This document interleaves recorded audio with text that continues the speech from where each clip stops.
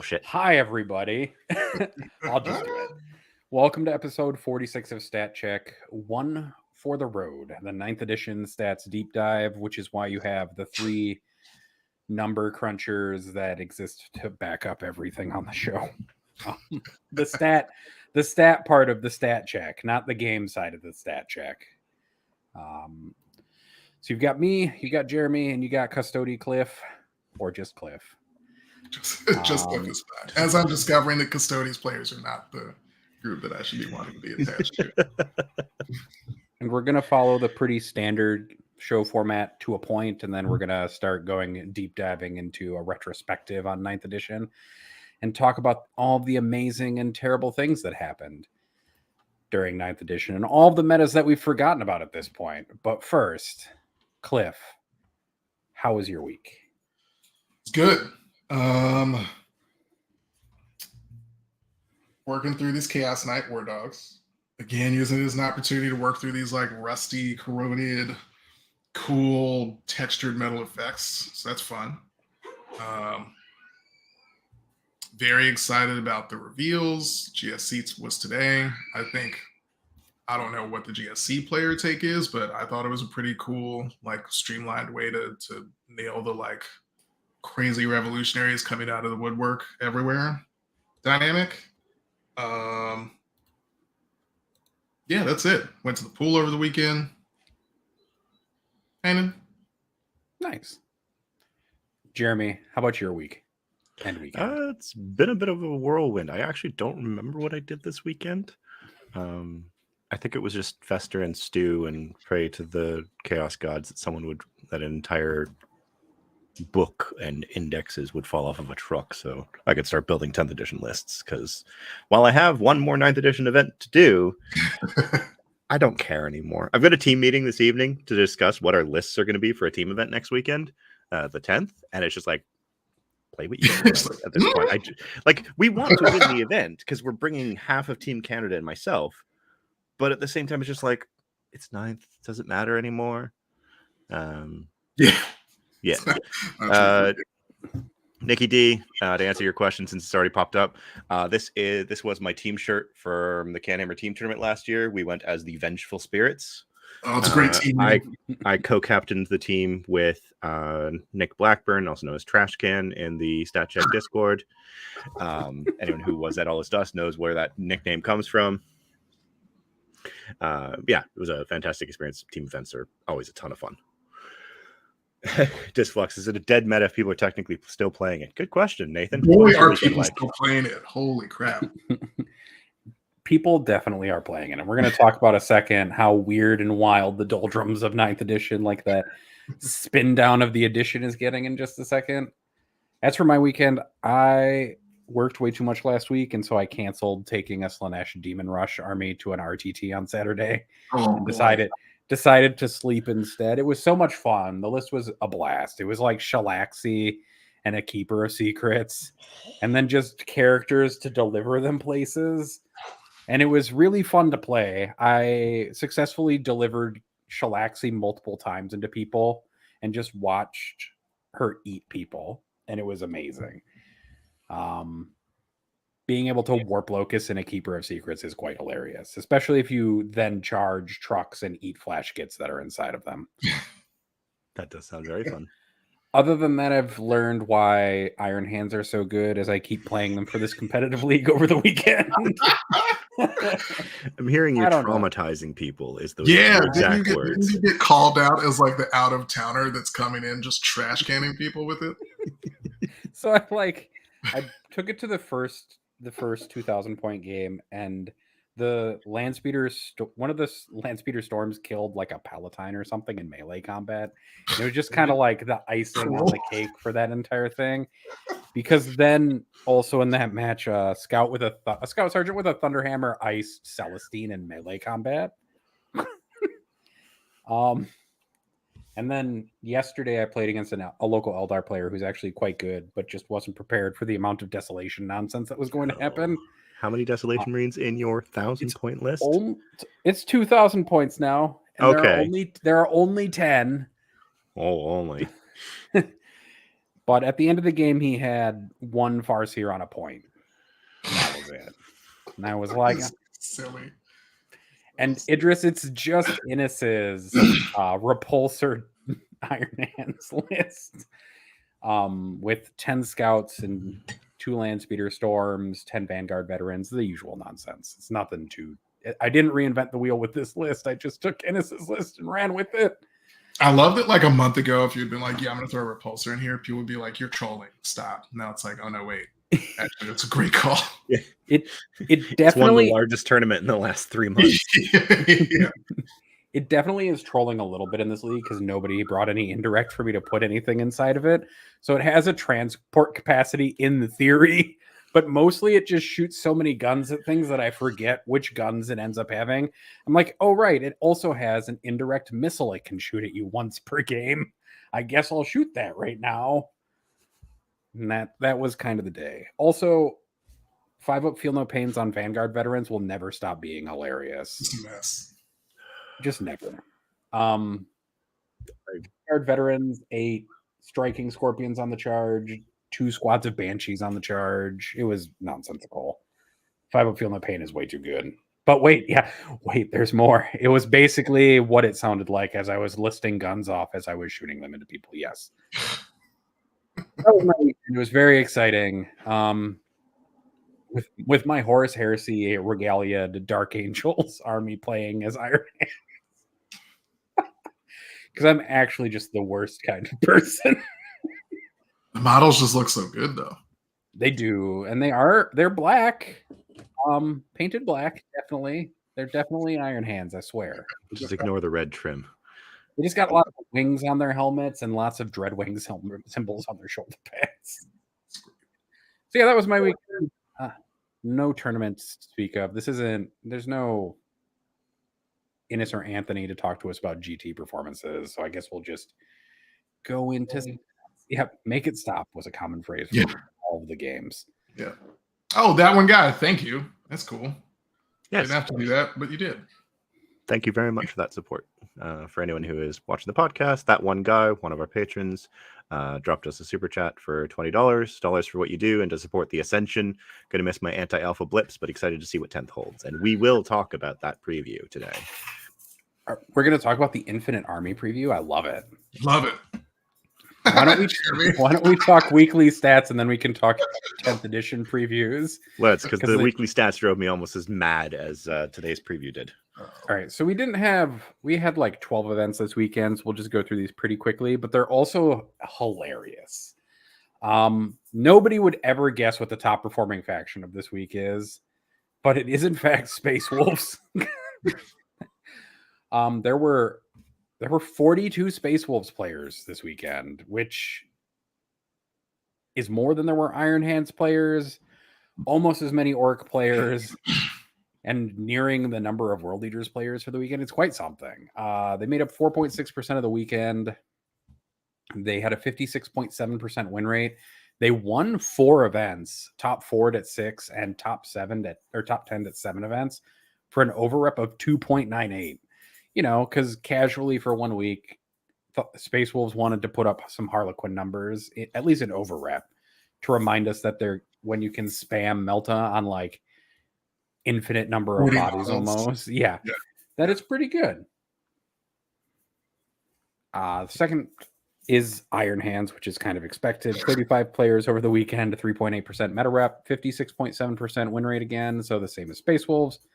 1 event win, 3 top 4s, 6 top 10s for an actually pretty middling 1.79 over rep ratio. You know, not even a 2. Come on, Iron Hands players. Not even a 2 for over rep this weekend. Step it up.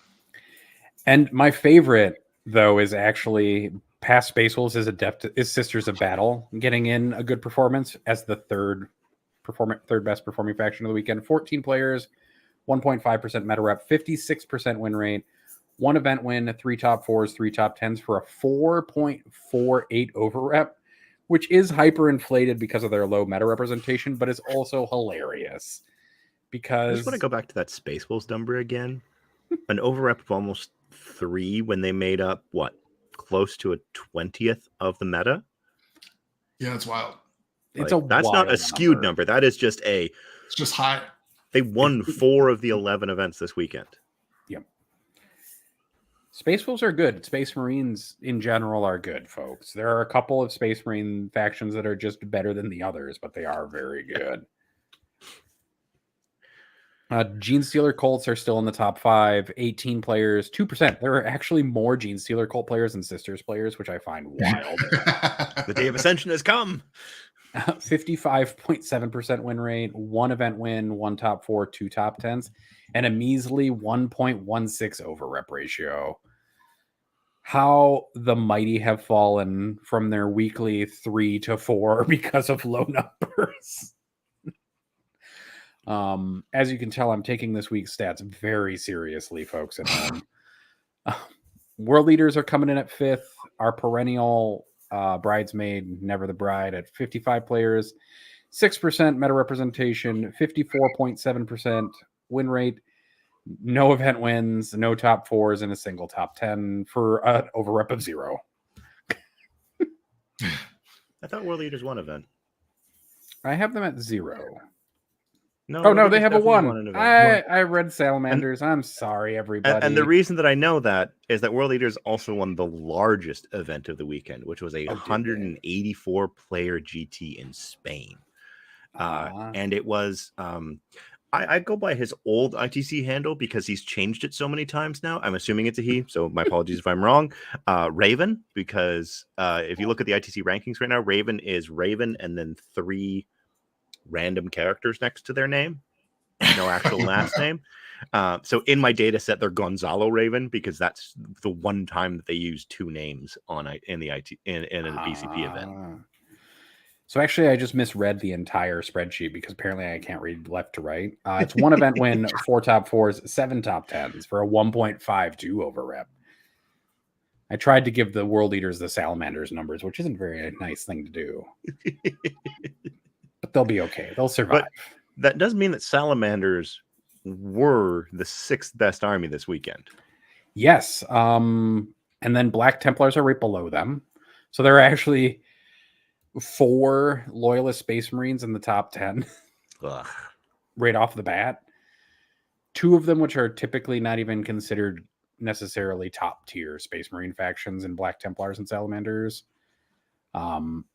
Chaos Demons actually fell quite a bit, although we're still in the above 50% win rates at this point. We actually have to go down to Leagues of Votan to hit a non 50% faction for win rate, which are in 19th place out of the factions. So let's talk about the bottom. Or 18th. Ooh, the bottom. Well, Raven Guard are the bottom because they have all 0s. Because no one wants to play them. Crimson just had 1 player who played 6 games and won 1 of them. Yeah. Thousand Sons are the worst performing faction with more than 10 players over the weekend at 19 players, 2.1% meta representation, and a 32% win rate. Oh, poor Dusty Boys. Imperial Fists, also not really worth mentioning, 4 players, 38% win rate. Chaos Space Marines are the 2nd worst performing faction with an actual significant number of players. 25 players, 2.7% meta representation, 39.6% win rate. They did get a top 4, though, and they did get 2 top 10s, and they're sitting at a 0.84 meta representation. And then we have another funny number, because this is going to amuse me for no end, is Ultramarines with 16 players, 1.7% of the meta, a 40.9% win rate, 3 top 4s and 4 top 10s, and a 3.92 over rep again. Because why not? Just take your minimal representation and somehow a handful of players performing well manages to get your rep ratio. A couple of those players are gaming. Yep. And that's kind of it for the bottom. I mean, Grey Knights are next above Ultramarines. Adeptus Mechanicus are in there with only 7 players and a 40% win rate over the weekend. Tyranids are at the bottom along with Death Guard. Death Watch are also there. Necrons kind of are in the middle. And as we'll probably be talking about later, Harlequins have definitely fallen from grace with their only slightly significant number of players at 11. a 47% win rate and no positioning whatsoever for this weekend. So that's really stats for the weekend. I mean, Meltorats did great. Best performance of the weekend. World Eaters are managing to actually eat worlds. That's great. Welcome to the end of 9th, where everything is a little bit weird and nothing matters anymore. I mean, at least it's better than the end of 8th. Where it was just Iron Hands, yes. But now it's just... we were in the middle of a pandemic. Well, I wasn't going to talk about that part, but yes, we were also in the middle of a pandemic. It's true. As opposed to now where we have 920 players on a weekend, which is kind of wild. All right. Shall we talk about the week? No, go ahead. Do you think that the uptick in players over this like last couple of weekends, and I don't know, we'll see what the next couple look like. Do you think it's players who are like, all right, all the traditionally really good players are calling it as they prepare for their various like WTC adventures? Maybe now's my time. Like maybe I go out, run into maybe one or two like traditionally top placers, and like maybe I luck out and grab a GT win. Maybe. There aren't as many people avoiding GTs right now as you may think. If you think about it, if every national team is taking a break and taking it easy while they wait for 10th to fully drop so they can start practicing 10th and start figuring out how to win the WTC, it's like 200, maybe 300 players worldwide out of a player pool in the tens of thousands. Yeah. Now, it does definitely trim off a lot of the top. But even like this past weekend, Motor City Madness was won by Brad Chester, who beat James Kelling in the finals. So it's like there are two top American players right there playing. True. You had Bay Area Open out in California, I think. I don't know. My American geography. That sounds correct. Yeah. Yeah. That sounds accurate. It's better than we have to say. Better than I can do for Canada, at least. There we go. I'm your hat. I got to be at least somewhat good at it. But yeah, and then we had so those two events were both almost 150 players each. We had the GT Andorra and Open Ordino in Spain, which had 176 players. We had the Bayern Major in Germany, which was a 7-round event that had 111 players. And we also had Rocky Top Midwest Conquests that were majors this weekend. So it's just like, while the event change may be deterring some people from playing, a lot of these events were planned months out before we had a firm timeline of all this. And most players prepare for months for events. Yeah, they're going to be big anyway. Yeah. So it'll depend. I think what will really be interesting will be comparing 2022's Atlantic City Open to 2023's Atlantic City Open, because Atlantic City Open is June 16th to the 18th, if I remember correctly. It is one of the premier events for Frontline Gaming. And if they see a severe drop off in player base, it's because it's one of the last events of 9th, like very last. Yep. It'll be interesting because we've seen kind of just steady growth that has kind of started to plateau as 9th ends when we've looked at the numbers, right? Mm-hmm. But that the growth in event attendance has been pretty steadily linear throughout 9th. Yeah, so it's actually kind of interesting. So we had 2 weeks, the weekend of that ended the 14th and the weekend of the 15th or 21st, where we had a bit of a dip because we had been seeing 600 to 700 players every single weekend from basically the beginning of the season. Easter weekend being the only one where we had less than 100 players. But again, Easter weekend, people tend to spend time with their family, travel, what have you. Events don't really want to run stuff. Right. And then this weekend we had 920 players, but the 2 weekends before that, there were 300 to 400 players. So it is one of those things where it's maybe there's a dip. Maybe it's just that there were fewer events planned for that weekend 6 months ago. Sure. It'd be kind of interesting to look at it long term too. Once we go from 9th to 10th, it'll be really interesting to see how those numbers kind of break out as we keep going. Because the pandemic definitely led to an explosion in participation in certain aspects of the hobby, for sure, which I think has resulted in kind of a big growth in event attendance after pandemic stuff loosened enough for events to be run in person. Yeah, this past weekend, we had 499, not 500, 499 players who played in an event this weekend who had not yet played in a GT Plus event this year to date. Awesome. So we're still seeing like huge amounts of growth, new people coming out. Players. As compared to last year, we're looking at about 39% more unique players to date at this point in the year as opposed to last year, which is just wild. It's crazy. And we don't even talk about RTT data, right? Like there are lots of RTTs now. Yeah. Yeah. And like it feels like there are RTTs locally, like several within driving distance of me basically every weekend at this point. Weekend, you can go find it if you want it. Mm-hmm. Yeah, like to date, we have had 7,300 people, give or take a couple duplicates, because I can't find every single person that changes their name in BCP. Stop doing that.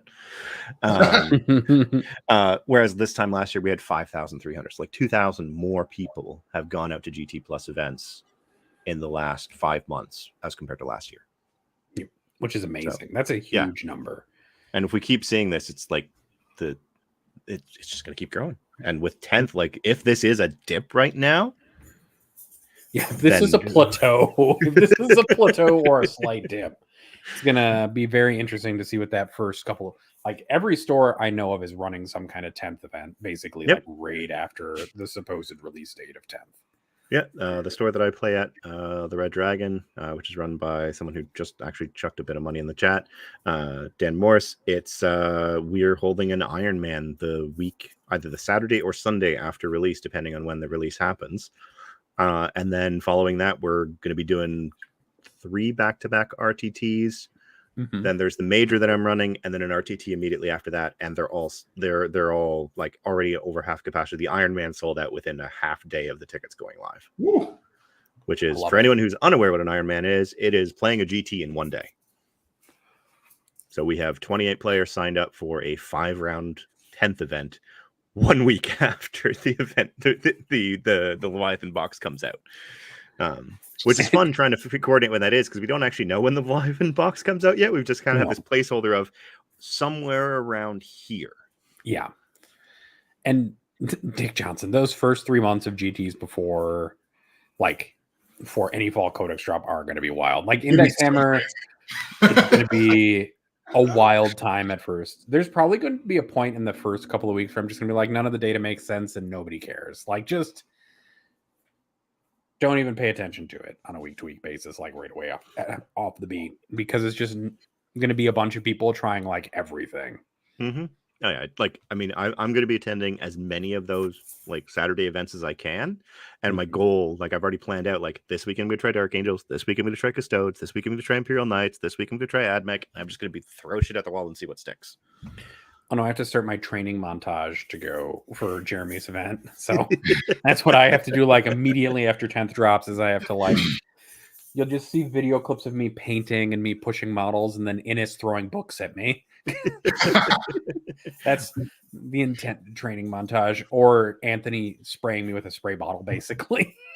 Every time I give him like a bad Every time you idea. suggest a unit in your list. It'll be fine. Put the horror specs away. Look, man, everybody wants the Toxicrene to be good. Sure, you can't move him on boards because his tentacles are too big and they hit every wall between him and where he's going. But no, what you do is do what the player that I had to slap did, which was take a heat gun to it and bend all of the tentacles back. The commitment. It's only modeling for advantage if somebody catches you. Yeah, it's like, that doesn't look quite right. Yeah. I mean, might as well just remove wings from Harridans while you're at it. But that's a story for a different day. Right. Nathan, I'll take those. Just slide your list ideas in between me screaming about bringing 3 monoliths for real. I feel like what they're going to do is they're just going to have me and Cliff play each other, like as the montage. So there's going to be like Jeremy, Innis, and Anthony sitting around like a pit, and it's just going to be me and Cliff like having a knife fight with models. Fight for our entertainment. You just got to make that me. Over and over and over again forever. Oh, and Tim will also be there with money, like waving it around. Oh yeah. So do we want to talk 10th reveals and then do our retrospective? Yeah, let's just quickly blitz through the 10th reveals. I've got them up in order. Starting from last Wednesday, because on Tuesday we talked about Tuesday's reveal, we got the Orcs with the Green Tide. Their faction rule being War, which is basically exactly what they have right now. That was the politest wah I've ever heard in my entire life. I've So been to respectful. enough and run enough events where people have screamed the wall, and I've given them dirty looks. In fact, at an invitational back, I think it was like 2 months after the Codex came out, I was playing in the stream room, and the room was about maybe 10 feet square, and my opponent rolled to go first and wad and pretty much blew my eardrums out. So I was just like, please, let's not, for everyone else's sake. But yeah, so the wall that they get, one of the big changes to note is orc units from your army that are eligible to declare a charge in which they in a turn in which they advanced. So this used to be core and character. Core has gone away from what we've seen in all of the previews, and characters get tagged onto units, and then those units get the character keyword. So it kind of was one of those, just make everything advance and charge. But it does mean that you get really silly things like Gorkanauts and Morkanauts advance and charging. Look, man, if Gork Something you couldn't do before, now you can advance and charge with a battle wagon, whereas you could usually only do it with a kill rig for transport wise. So I think that's really a really fun change. Mm-hmm. And then the other big change is that you only get a single battle round of it, because you also call it at the top of the battle round, as opposed to calling it in your command phase. Yep. The other thing is you don't have to worry about your war boss being alive, because it used to be that your warlord had to be a war boss and he had to be alive in order to call the wall. Now it's just top of the battle round. If it's wall time, like say you're going into a heavy shooting army and you got bottom of turn, you just call the wall right there and get your 5-up invul and going. But it does mean that you need to connect that turn as well, Which may not be that tough given bikes, trucks, battle wagons, kill rigs. Yeah, everything advanced and charging is pretty That's fast. a lot. If Drukhari were evidence, a whole turn of advance and charge is real good. Yeah. Yeah, it is. And one of the things that we also noticed, they got discount Goffs as their detachment roll, which is just sustained hits 1 on all of their melee weapons, which is pretty good. Crazy. Terrible. Awful. Yeah. And then the two most amusing things, the data sheets that they previewed for us, were Beast Nagaboys, where Beast Nagaboys gained an inch of movement, gained a pip of armor, and also a 6-up Feel No Pain, which, if they're still priced the same way that they are right now, which we have no idea, that's quite the data sheet now. Yeah. With reduced AP, with reduced AP and a better armor save, and now access to the 5-up armor, like invul right off the bat, that's pretty solid. And then, of course, we now have the biggest infantry character in the game, Gazgul Mag Uruk Thraka, who is a... Look, man, nobody can convince me that Gazgul is not a vehicle. Like, he is the same size as a dreadnought. And Cannon is in just Kool-Aid man. He's bigger than your average dreadnought. He's on an 80 mil base. Yeah. Like, everybody who ever tells me that a Carnifex can't breach a wall from now on, I'm just going to point at Gazgul and be like, look, this guy who is basically a Carnifex in size can breach that wall. My Carnifex should be able to just go through the wall. Yeah. The part that I'm waiting for now is when the Orc Index drops and we find out how many spaces he takes up in a battle wagon or a truck. He's still going to take up some ridiculous number, like 20 or something. Probably, but we can dream that you can shove 6 Meganobs, Makari, and Gaz in a truck and go. God damn it. Even though he's bigger than the truck, for sure. He is. He doesn't. No transport in all of 40K actually fits its models inside of it. Like, I have an impulsor over there, and it is by far like the closest to being able to fit its components in, but it is. The Skitarii transport's actually really good at that. Could you fit? Oh, you probably could. That's good. Yeah, that's a good one. Ruststalkers you can't fit, but Skitarii you can, because I've actually put 10 Skitarii inside of it before. I think you could fit maybe 5 Primaris into an impulsor. Maybe. Which is pretty close to its capacity, because they hold 6 now? Yeah, something like that.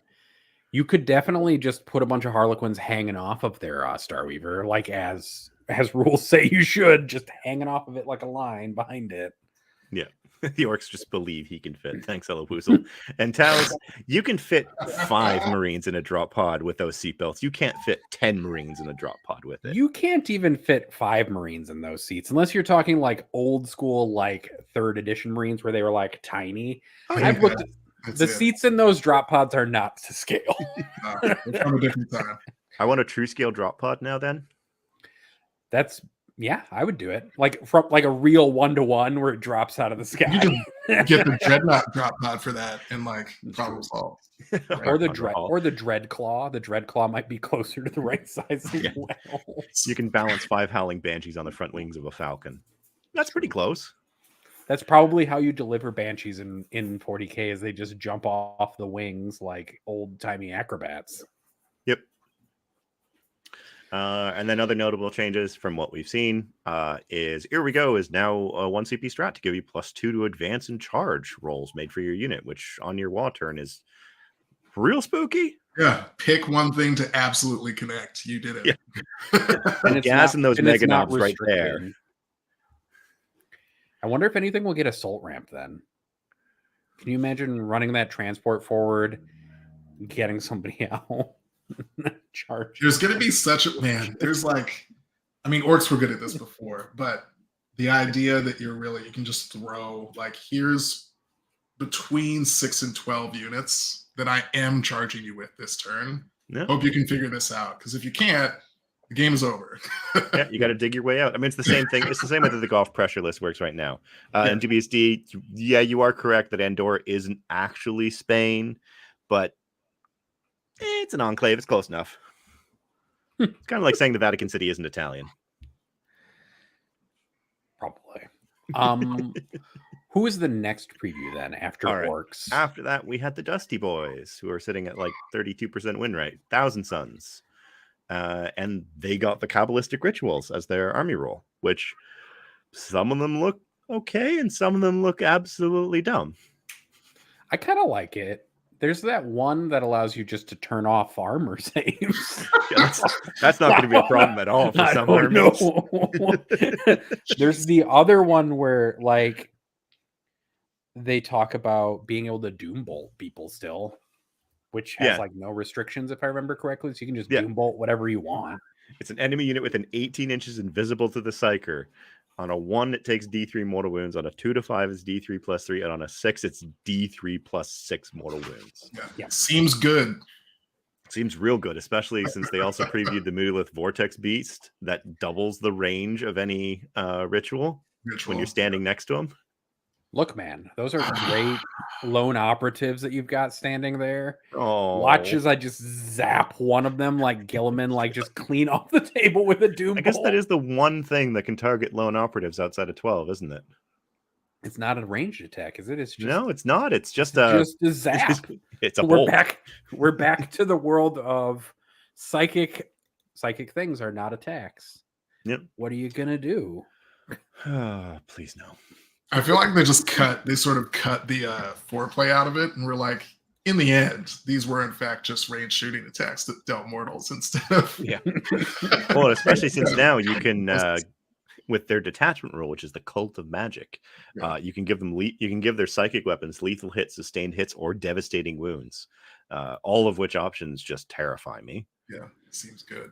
Devastating wounds just seems like one of those rules that's going to leave me in like shambles later on in life. Yes, that's really all I can say. Yeah, I from what I've been gleaning from the previews, I feel like every single index that I read when I'm trying to build armies for 10th is going to be how many sources of devastating wounds do I have, and how many sources of mortal wound protection do I have.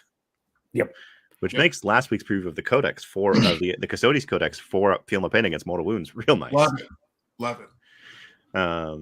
Yeah, if we're going into edition, if we're going into edition mortal wounds, that mortal wound protection will be nice. Yeah. Maybe. Armin looks like a beast. Rubric Marines look pretty cool, but they are Dusty Boys. They don't actually have all his dust anymore, which is kind of sad after 2 editions of that. Somebody finally broke out the vacuum cleaner.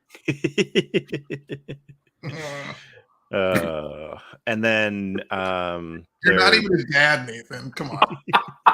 It says stats dad in my name. No. Like I asked on X1 last week, can I be a dad even if I'm not a dad? As long as It's a it's state of no mind. bad Just ask jokes. Pedro Pascal. This is true. This Fair. is true. And then, of course, they showed off their 1 CP stratagem that after you target a Thousand Suns unit, you make a unit that's targeting you psychic weapons hazardous and gives your unit a 4-up feel no pain against psychic attacks, which, as we will talk about with the next preview, is a big fat middle finger to them. Are you saying that the Grey Knights preview, a Psychic Marine chapter, might not like when you turn all of their psychic weapons into murder to themselves? Man, Yeah, like, I all mean, they made everything that Grey Knights have that's good psychic. Silencers, psi cannons, the Nemesis force weapons where they just collapsed everything down. Even the Nemesis greatsword, like all the Nemesis weapons and all of the psi weapons are now psychic weapons, which I really hope Grey Knights have a way of buffing psychic weapons, because if not, they're going to look at the Thousand Suns match and be like, so Guess I we attack knew. you with 5 guys, and I immediately have to take 5 hazard tests, and you have a 4-up feel no pain against me. Fuck. at least it's just one unit. Saving graces, I guess. I don't know. I'm going to try to find a silver lining of some kind. Like the fact that Grey Knights have teleport assault as their army rule. Oh, And Three units a turn. That's so good. it is quite good. You can teleport 3 units and just deep strike them wherever you Yes, want again. yeah. Just deep strike them 9 inches away, anywhere on the table, every turn for fun and profit and board control, ostensibly, I hope. They also showed off their detachment rule, which is teleport shunt, where every time a unit that advances, it can just add 6 to its move characteristic, and it counts as having fly as it like teleports through things, I guess, which is fine. Another movement rule, essentially. But the coolest thing that I saw actually is that it looks like Grey Knights might all have a 2-up save now, based on purgation squads. Purgation squads have a 2-up save base, which is kind of nice. Yeah, that is actually pretty cool. I do. I think that's one of the challenges that Grey Knights have long had. Like, they are the psychic Marines, but like they're supposed to be the elite of the Marines, and so like their armor being slightly better is a cool way of showing that. Mm-hmm. It also might make them really annoying to kill. And then the Grandmaster and Nemesis Dread Knight seems like an actual character, a monster hunter, because he can give himself reroll hits and reroll wounds and reroll damage rolls into monsters or vehicles. Seems pretty good. Seems legitimate. Yeah, that dude's gonna slam running into your opponent's big boys. You're just going to teleport him someplace, inconvenient, charge some poor monster, turn the monster into dust. Yeah. Repeatedly. Ashley, if you haven't been paying attention to the previews, back at the end of April, they first talked about the hazardous weapon ability, saying it harkens back to previous editions where which kills the shooter or inflicts mortal wounds for characters and big models on an unlucky roll. So that's what we know so far. And the way that it used to work was you would make your attacks and then you would do a test afterwards. So I think it was called, it wasn't called hazardous before. It was called something else. Was it Gets Hot, I think? Gets Hot was the rule. Yeah, that's the rule in Horus Heresy, which makes sense then, given. Yeah, they've been pulling a lot of stuff from both old editions and like Horus Heresy 2.0, which I've been really liking. But yeah, that's what we know about hazardous. When we see the full rules, we will know more. And mostly I just wanted to take over because the next faction preview after this one is like my favorite army ever. This is yours. Like, I don't care that Anthony's not here. It's going to be my favorite army today. And we're going to talk about Drukhari, who have a version of Power from Pain that makes me both sad and extremely pleased at the same time. So Power from Pain is the new rule where you can essentially get 3 of these tokens, and then you earn more tokens throughout the game for doing essentially the things that your army wants to do anyways, which is break units or kill units, right? And you can spend these tokens to get reroll advances, reroll charge rolls, or reroll hit rolls in the fight or shooting phases of the game, which I think is kind of good. Gone are the days of being able to advance and charge for your whole army for a turn, but instead you can spend pain tokens now to increase the efficiency of everything that you wanted to do anyways. Here's on demand rerolls. Ugh. Yeah. On-demand rerolls for tokens you're going to earn throughout the game. You can just throw tokens at things. But other than that, real space raids as their detachment rule just gives you even more pain tokens. So one more for each, if you include an Archon, a Succubus, and a Homunculus, so up to 3 extra pain tokens if you include 3 characters that you may or may not include in your list. I don't know. Otherwise, it looks like Venom's got the Sagittar treatment where they can split units into 5-mans if you have a 10-man unit that's going into them. The only thing that I am a little scared of is that it looks like they reduced the invulnerable saves on Venoms, which kind of scares me a little because they aren't particularly tough to begin with at T6 and 6 wounds. Yeah, that was probably the lowest, like the worst glow up, so to speak, in a vehicle that we've seen, because they were what, T5 with 6 wounds and a 4-up armor before with a 5-up invuln? Yeah. So they had the N-1 to hit, and they were -1 to hit due to shadow fields or whatever the rule was called. Yeah, whereas now they get -1 to hit from stealth, as they've talked about. Yep, they have this stealth keyword on there somewhere, right? Yeah, it's the last one after firing deck 6, which is basically the same as them being open topped. Yes, firing deck is my favorite rule. Firing deck 6 just means they all get to shoot out of it all the time. Or rather, the and then Cabalites look actually pretty decent. Sadistic Raiders lets them sit in a transport and sticky objectives, which is kind of nice because otherwise they just sat in Raiders and didn't really do anything in particular aside from shoot out of them. But my favorite thing is that they gave the 3 rules to a weapon that I wanted them to never give to a weapon. Why did you have to bring that up? They gave twin Drukari Haywire Blasters have anti-vehicle 4-up devastating wounds and twin links, which means every wound roll of a 4-up against a vehicle, they do 3 mortal wounds to it because it counts as a critical wound. And they have twin links, so they reroll all of those. And you can throw pain tokens at that unit, and they can get them rerolling all their hits. Fortunately, it's just 2 shots, and that means you're probably not like devastating your opponent's vehicles completely. It's fine. I'm sure there's no way to cram, so anywhere between 6 and maybe 20 of those into a single list. Surely that won't be. I mean, if you can put 20 pain engines in a list, I would be the happiest man alive because I love Talos so much. Can't you only run 18 right now? So if you can run 20, that means they really screwed with the unit size. I think you can only run. Are they coming units of 3 for Talos, right? Right now they're 9x9. You can run 3x3 Chronos and 3x3 Talos. Yeah, I was just talking about just Talos, just massive units of Talos, just 10-man units of Talos now. Yeah. That would be just a little scary. And please no. And then Lilith has anti-infantry 2 and sustained hits 2 at strength 3, AP 2, damage 1, which she will probably actually need in order to kill infantry because strength 3 is not very good in melee combat as far as I can tell based on looking at Marine and Terminator data sheets. Otherwise, and then Alliance of Agony lets you discard a pain token to give your Archon, Succubus, and Homunculus all the effects of a pain token for 1 pain token and 1 CP, which seems pretty good. And we can assume that they're all going to be leading their respective units of like a Caplite squad, a Witch squad, and a Rack squad. Rack squad, yeah. Does make me excited too, but that does sound very fun. The restriction on it makes me a little worried because it says you can only use this stratagem if you were able to select all 3 of the target models stated above. So like you have to have all 3 of them on the table. You can't have one of them hiding in a transport or something like that. Yeah, that's true.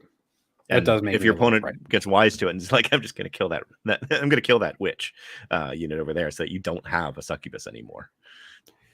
Yeah, and historically, homunculi haven't exactly been great and doing some of the stuff that you want them to probably do with these tokens. But yeah, it's fun. I like the pain. The pain token system looks really thematic. Someone did point out when we were going through the review the first time around that because you get tokens every time you destroy a unit, but also every single time an enemy unit fails a battle shock test, it actually would make a lot of sense to leave like a single guardsman alive for like 3 rounds. just farm pain tokens off of him. I mean, that seems in character for the Drukari. They're like, you leave Jim over there. He's gonna watch as we murder all of his friends. He's just gonna keep getting sadder. And he makes us stronger. And Alrighty. then the last one we're going to talk about is the Infinite Childrens of the Stars. Why? We're going to All talk right. about Gene Stealer Colt, and I'll let Jeremy do it. Yeah, because all right. If you've been Jeremy living seems under a sad. rock today, Gene Stealer Cult's army rule is Cult Ambush. And it is as simple as this. Every time a Cult Ambush unit is destroyed, you roll a d6. On a 4+, you put it back into Cult Ambush. And you place a token anywhere on the board. Outside of 9 inches of enemy units, but we'll get to why that's important. And then if your opponent ends a move within 9 inches of the token, the Cult Ambush marker goes away. But then at the end of your opponent's movement phase, you can then replace as many of those tokens as you have units in Cult Ambush with those units fully regenerated. Minus characters. Well, that presumes that they have the ability, which the Patriarch that they previewed today does not have the ability.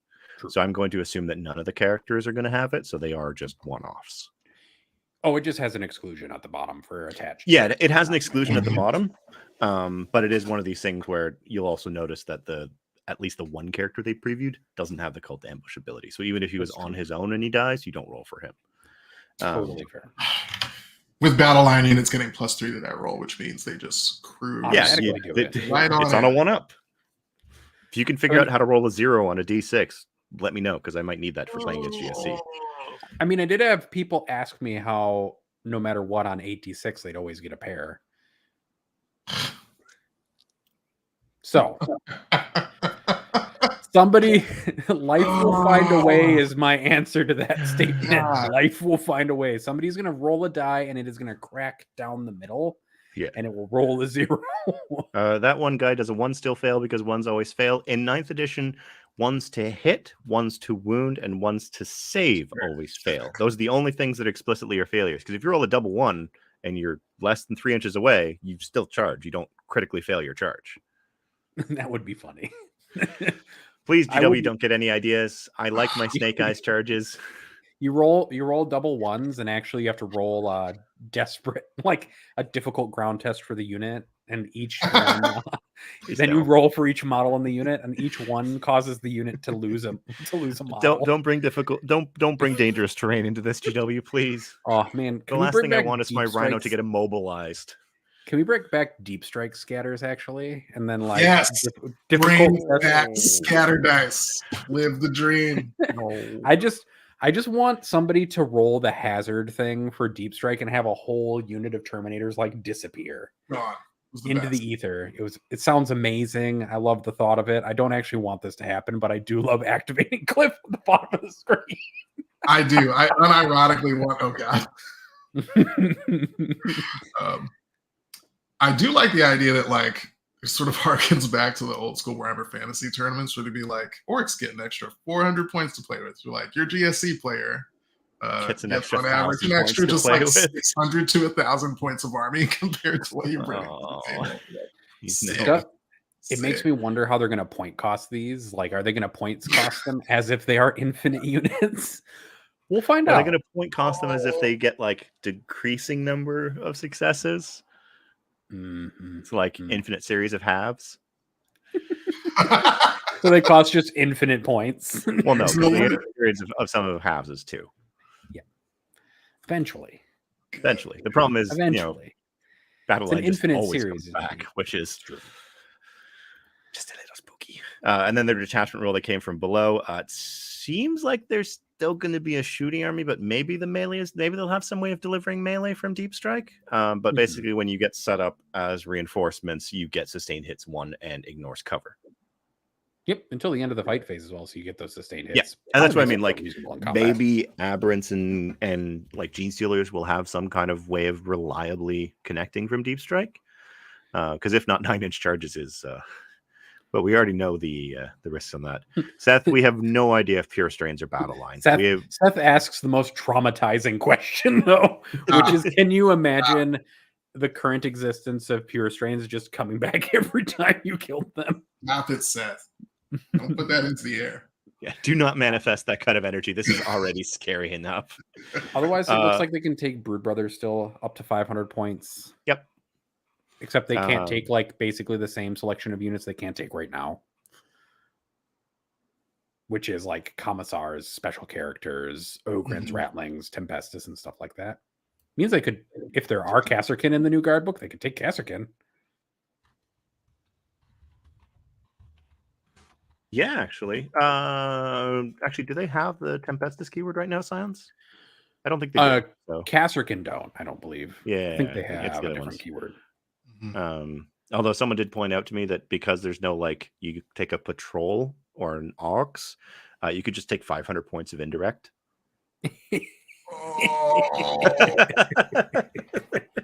That's actually my favorite. That sounds great. I'm gonna have to talk to some people. Just 9 thud guns. Yeah, just what you needed, right? Just what you always wanted. Oh. Otherwise, it looks like the power sledgehammer is better than most Custodes weapons, continuing to prove that a stop sign or a giant hammer with a battery on it is still better than like a finely tuned and well crafted, like Dark Age technology halberd. On the one hand, it's hard to argue with just the mass of like 100-pound piece of concrete attached to a steel pipe. On the other hand, like, come on, guys. It's a little unwieldy, okay? Someone pointed out the Patriarch is just dumb now. Because at the start of the fight phase, each enemy unit within 6 inches of this model must take a battle shock test. Every time I see a unit that does something like this, it makes me sad about the Tyranids. And this isn't like the Abominant where like point at a unit and it takes a battle shock. No. If the Patriarch, which looks like a terrifying melee model, and will probably attach to a terrifying melee unit, it's going to be in the middle of your army real fast. He does the thing that we love the most. He gives himself in the unit that he leads devastating wounds. Well, he already has devastating wounds. Yeah, but he gives it to the unit as well. And he has twin linked because he's got 4 arms. He's got 4 arms. He's got 4 arms. They're all the number of attacks. How many attacks does the Patriarch currently have? I think he lost an attack. Losing an attack for he already rerolled wounds though, right? I don't think he rerolled. I haven't seen a Patriarch on the table in so long because Myriad Cults is the way to play GSC right now. That's reasonable. And I don't think Existence UK points out that once per game you can make it a 12-inch bubble, which just gets sillier. Look, man, if your whole army didn't want to take battle shock tests, you shouldn't have put it so close to my Patriarch. A Patriarch lost 1 attack and a wound, is what it looks like. Okay, but gained a whole bunch of ablative wounds because now he's in a unit. Yeah, he joins the unit, so now he's got a bunch of ablative wounds. He's still got his 4-up and wound. Psychic Familiar is different now. Which, yeah, you just double the range of Cosmic Horror, which is the 6-inch battle shock. Yeah, thing. I think one of the interesting things that we still haven't seen, and we only have like a couple days of previews yet because they're doing Imperial Agents tomorrow. They said something about Titans on Friday, and I'm assuming Thursday is going to be the non-Codex Marines that they mentioned on Twitter. The big question is just like, have we seen anything that stops psychic abilities or turns them off? The most we've seen are the feel no pains from them, right? Which is because like the Scepters of Silence have a 3-up feel no pain against them, which is pretty good. Yeah, but that's it. We haven't seen any like negation mechanics. Yeah, so it's kind of interesting. It'd be interesting to see what like the Calexis does, right? I'm assuming it'll just be the same, where it's just like a 3-up feel no pain against psychic again. But I don't know. Because we have Imperial Agents as our preview tomorrow, which includes Assassins. I really want to see what the Vindicare does. Yeah, I desperately want them to be ludicrously overpowered.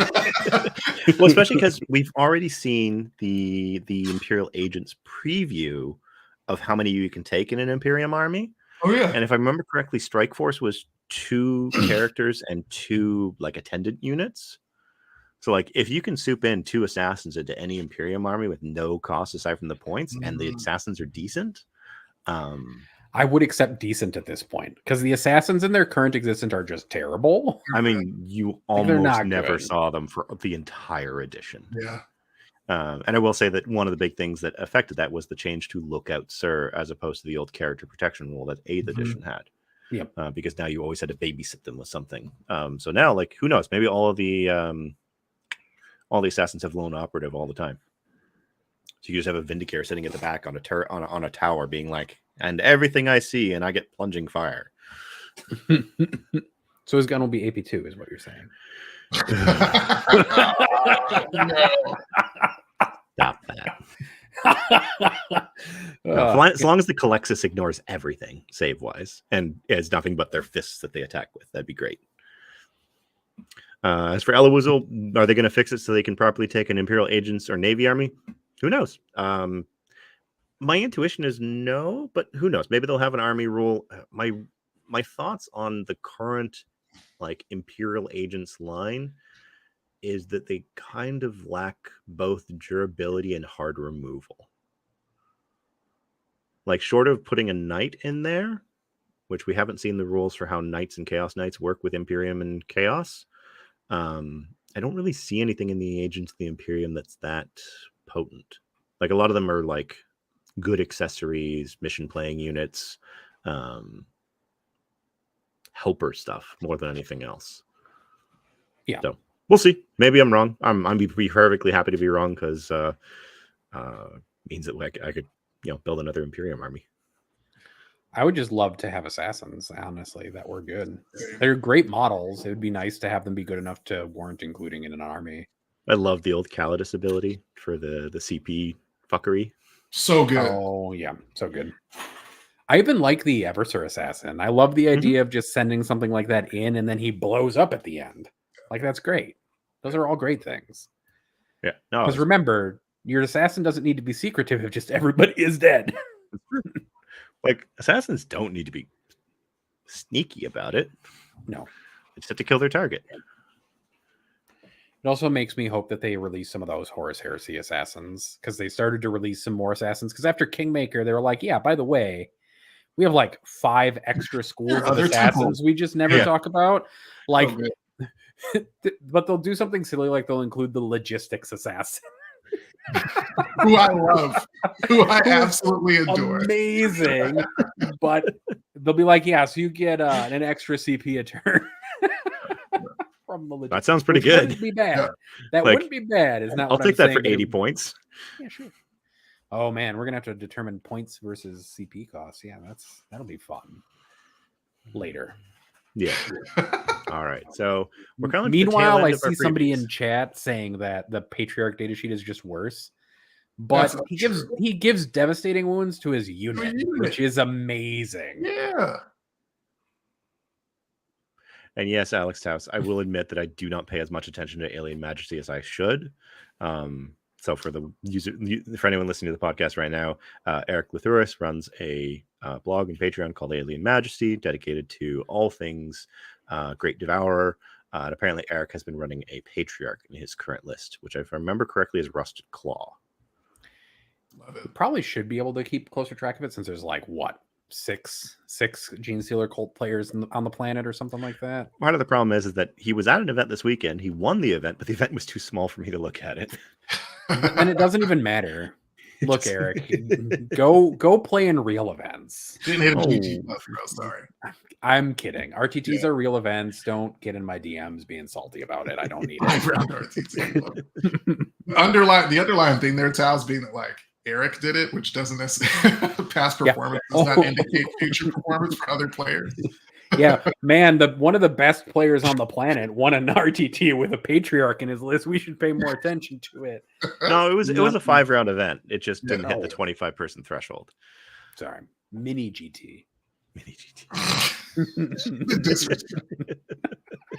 Man, he's gonna get into my DMs and be mad at me later, and that's okay. No, Eric's too kind for that. I know he'll definitely talk some shit about you publicly, but he's too kind to slip into your DMs and be mean. And I said nobody could roll a 0, and somebody immediately sent me a picture of them rolling a 0, which was a die balanced on its corner facing painfully up. So there's no die. Excellent. Thank you for that. All right. Shall we get into the stats that we were talking about going through? The best part of this was we went an hour and we haven't talked about numbers. We haven't actually gotten to the show subject. We did it, boys. We did it. We've managed to vamp quite a bit. Good job. Vibing. All right. Where do we want to start with this? Cliff has visuals. Yeah, I mean, it's the same visuals everybody else has access to through the heroic work of the Stat Check team. and our dashboard being placed online. Are we going to go in order then from start of 9th basically through stats toe dip episode? Well, it's not going to be the start of 9th. So just to set Yeah. expectations here, we did only start collecting true. data as a group Nachmans. in February of 2022, which is the start of the Nachman season. Right. So we're going to look at Nachman, Nephilim, and Arcs of Omen, and then little interspersed bits here and there when we really lost our minds. Mhm. All right, Cliff, what's our first bit of psychic damage here? What is our Oh, first? boy. What is the first scar we need to pick at and reveal? Well, prepare yourselves. Back, if you recall, back in Nachman's, we opened up with the release of Tau, Custodies, and Gene Stealer Cults. Oh, this is my favorite. It's the part where GW buffed a faction before its release, before knowing how powerful it was. Oh, it was the best. So, as one of the Custodies players who saw the preview rules and was like, we lost a lot of durability here. What's going on? When the actual codex came out and it became clear that we essentially had infinite CP and infinite stratagem use, I was like, oh, okay, never mind. We're much tougher than we've ever been before. I'll just turn off your reroll and transhuman every single time you target me. In every phase where it's necessary. This is yeah, the it was start great. of me never trusting a Custodies player ever again. I know. By the way, It's tough. So yeah, Nachman opened up and it was pretty clear that there was like Tau and Custodies and then everybody else.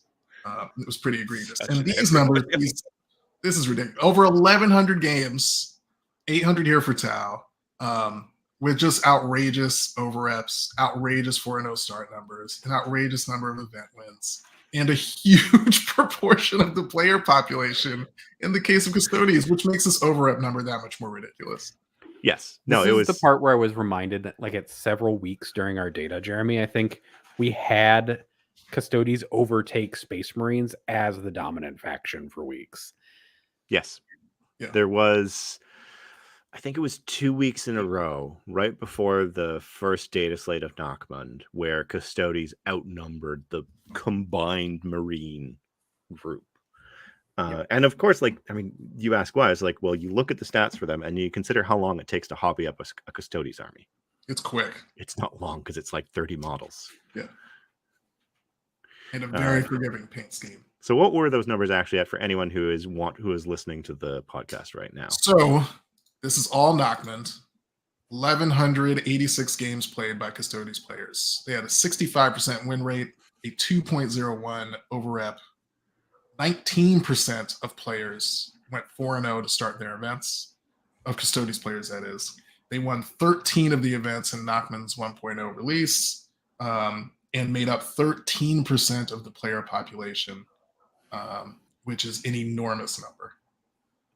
Yeah, outside of Tau, when you just look at this, you can see it's at least double or more than double of any other faction in Nachman by representation. Yeah, they were everywhere and they were kicking ass. All right, and then the Tau. Tau, we're at 65% win rate overall over 800 plus games, had a 2.68 overrep. 15% of their players went 4-0 to start their events. They won 6 events, and they made up 9% of the overall player population. So this 65% number, I'm going to just to go back real quick, sort of belies how large it actually was, because there are a few people trolling with some of the custom traits. The likely actual play rate, actual win rate lied somewhere between like 67 and 69%. It's just outrageous. I don't know. I think my favorite number there is the 7% number of Farsight Enclave's allied worlds with a 74% win rate. This was people that figured out that, like, oh, technically I can do this and still take an ethereal, and that combo slammed. Yeah, you're like, hey, I can take an ethereal, get all the benefits of taking Farsight, and just slam people into the ground over and over and over again. Just egregious. I'm going to steal from you for a minute because I need to share this with someone. Window. I'm going to make things go forever. I love that. Whoa! Yes. Madness. Oh man, now everybody can see our behind the scenes stuff too. This is what we all look like in the StreamYard. So anyways, these are some things that people were asking me about. Was when you looked at Tau, how did they kind of break out? Like which sub factions did the best over the course of since Nachman. And so I went into the dashboard and filtered them down by each one. So this is Farsight Enclaves as a whole. And you can see they peaked at like a 67%. And this is a rolling 4-week average, if I remember correctly. I don't see anything on my screen right now. I can't see it yet. Oh. All right. Not working then. That's right. Oh, you know what? Maybe it won't let us do both at the same time. I'll stop screen sharing. And now you That might be what's going on. Yeah, we're really capable of at doing this. And I'm also going to make it so I don't do the infinite loop again because that may have just broken things. It's fine. Not that one because that's something that I will talk about later. All right, there we go. Share a screen. Oh, I know what happened. There we go. All right, so this was me going through the dashboard and kind of looking at what was like where the peak was. So like Tau Empire peaked at 67%. And if I remember correctly, this is a 4-week running average on the dashboard. It is indeed. So like this smooths out the peaks somewhat. Every now and then you'd have a week where they were like 70 something. So this was Farsight Enclaves. And then you have Tau Sept, which again peaked in the like high 60s. And then you have the thing that drove all of us mad in the early days was the Farsight Enclaves Allied World, which was in the mid to high 70s for the first few weeks, and then disappeared in June of 2022. Any idea why people stopped taking the Farsight Enclaves Allied World in June of 2022? Oh, Nathan, because there was an FAQ where they finally closed that loophole of no, you can't be Farsight Enclaves and take an ethereal. What? What? Yeah, this was definitely that moment of like, why? Nah, man, it's cool. My friend's dad. He's cool, guys. All right, yeah, Taz, we should definitely get Sam Lemon to run this next time because we really don't usually screen share on StreamYards. All right, back to you, Cliff, for the next snapshot of Nakba. All right. And we're going back in. Lots of custodians. Palace must have been very clean. All right, so that was Nachman 1.0. That brings us back. Now we get to 1.1 with the Eldari release. This was my favorite nonsense that ever happened because this was when like... this is the dumbest thing. Please go through it, Cliff.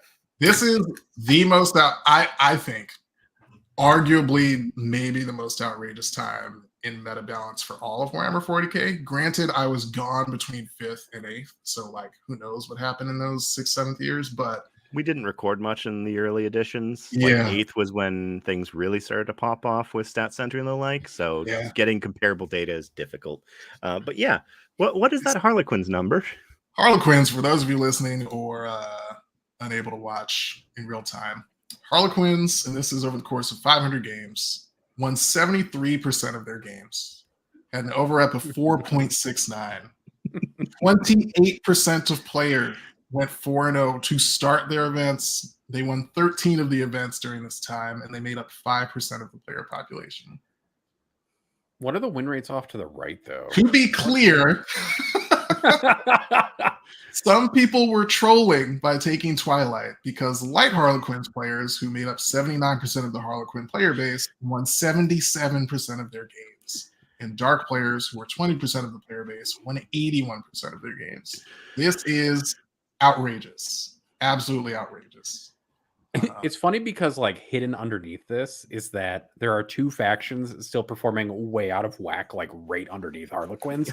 But Harlequins is egregious. And in actually looking back at this, it is funny to see that it was only a 5% meta representation faction, which probably hyperinflates their over-up a little bit, but not a lot, because 5% is a lot of the player base. That is a sizable portion of the player base.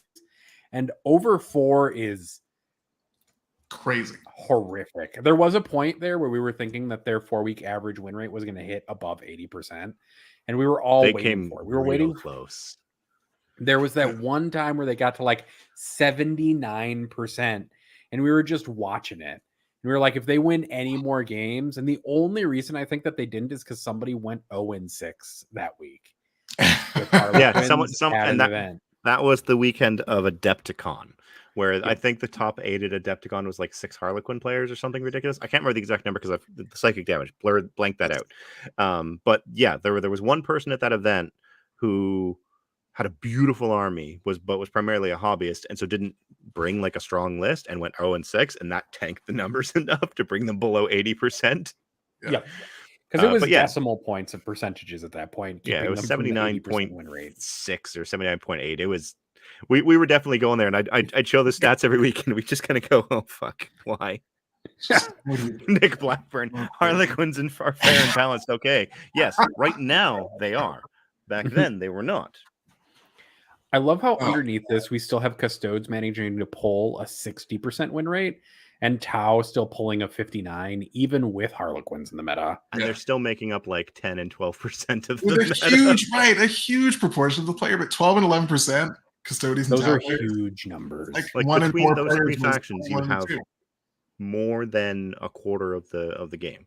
Now, I do want to point something out here. What was the number of 4-0 starts? Ooh. For the percentage for Harlequins. Oh, 28%.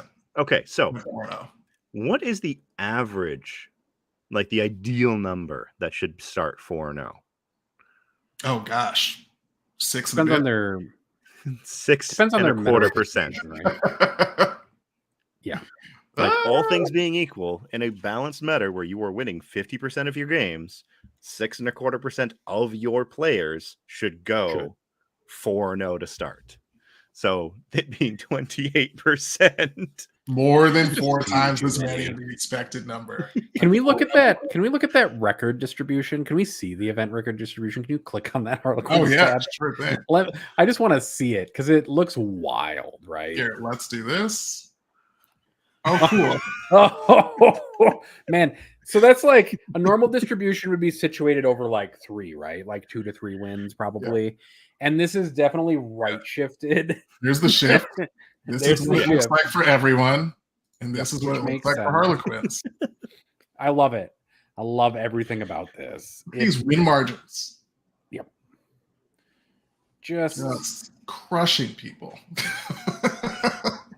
By 50 plus points over and over. So yeah, ideally, folks, everything around that is closer to what the average across all factions looks like, which is relatively centered. Like that's a pretty good normal distribution of event wins, given like how event wins and win margin distribution should work. That is definitely not what a balanced faction looks like. Which they have been adjusted multiple times since then. They have been tweaked, and where they're sitting right now is actually quite good, as we were talking about. Like their 48% win rate, and they're occasionally topping events. Yep. They also show up in almost every single craft rolls list because that Death Jester is silly and very fun. Yeah. Look, man, if you didn't want me to snipe you with an auto Tesla sniper rifle, you wouldn't have characters. You just wouldn't have them. Oh, I want to see how that thing works now. I know. So again, to wrap up for the people that are listening, on release, Harlequins were outrageous. 73% win rate, 4.69 over rep. 28% of players went 4-0 to start their events. They won 13 events. 5% of the player base played Harlequins. Narrowly, not even narrowly, Custodians and Tau, who were already absolutely ridiculous and at this point had not necessarily received nerfs, I don't think, were trailing behind significantly at 60 and 59% win rates and over 1.0 over reps. What a crazy time. What a crazy time. It was a very silly time for us to start doing the regular stats reports. How long was that?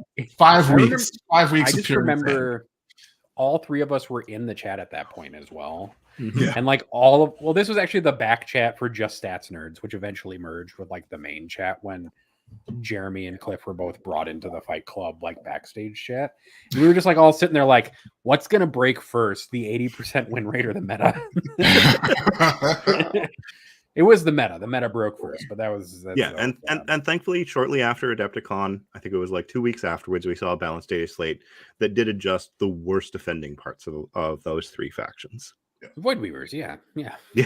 Void Weavers caught a 40% point increase. Oof. Yeah, like the largest point increase we had ever seen at that point, just straight up. Yeah. All right. What's our And next they're snapshot? still quite good. All right, that brings us to the Q2 data slate and the release of Tyranids. Good God. I like how we've just kind of flipped things around a little bit.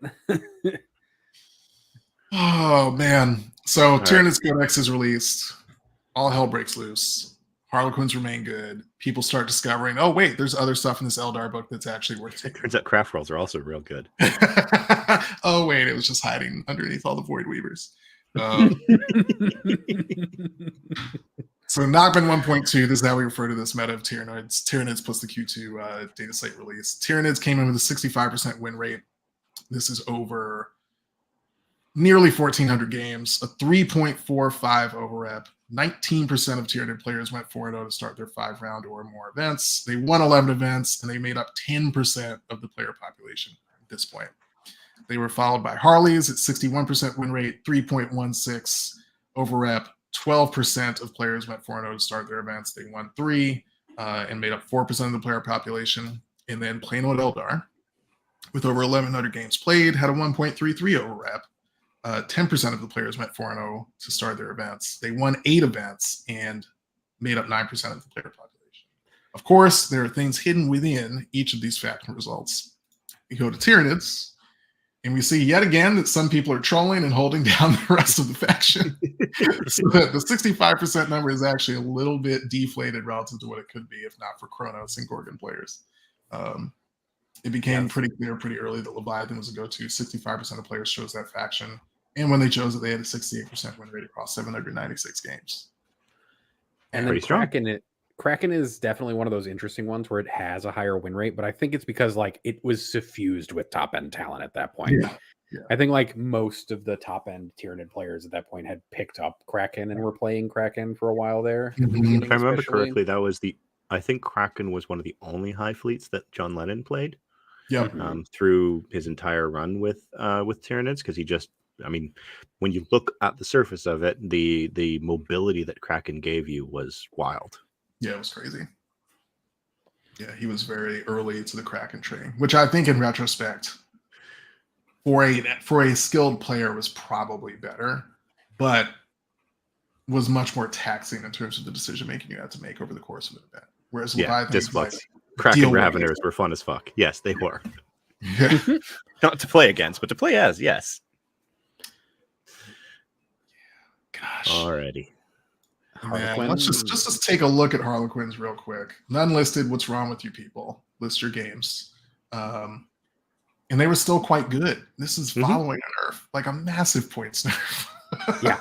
Still winning 60%. It turns out that if you just played it the same way as you played the previous edition of the Codex, with just Star Weavers full of fusion pistols, advancing and shooting without penalty, that it was still pretty good. Still good. It was a solid Codex. Like it was my one genuine criticism of the data slate approach to Harlequins was missing that light advantage for the longest time, was just the sheer mobility, that being able to advance and shoot as if you were stationary. So going from there, once they finally addressed that a year later, it is nice. It is nice that we call that out in real time as like the actual core problem. And this is where we see in Asriani that there's like a lot of Craft World Eldar players who just like to run whatever nonsense they like. Because there's Ulthway right there, which made up the vast majority of games at 436 with a win rate that was fine. I think that says 54%. It does, yep. But if you looked at Yanari and you looked at Bealton, but if you really just looked at the custom Craft Worlds and then Hail of Doom towards the almost top, any Hail of Doom combo. All the Hail of Doom combos were doing amazing. But people in the Eldar community definitely were showing like, well, if I play my unique things, I will still win, right? And we're trying to unique their way to victory, which is the story of sub-factions basically to this day.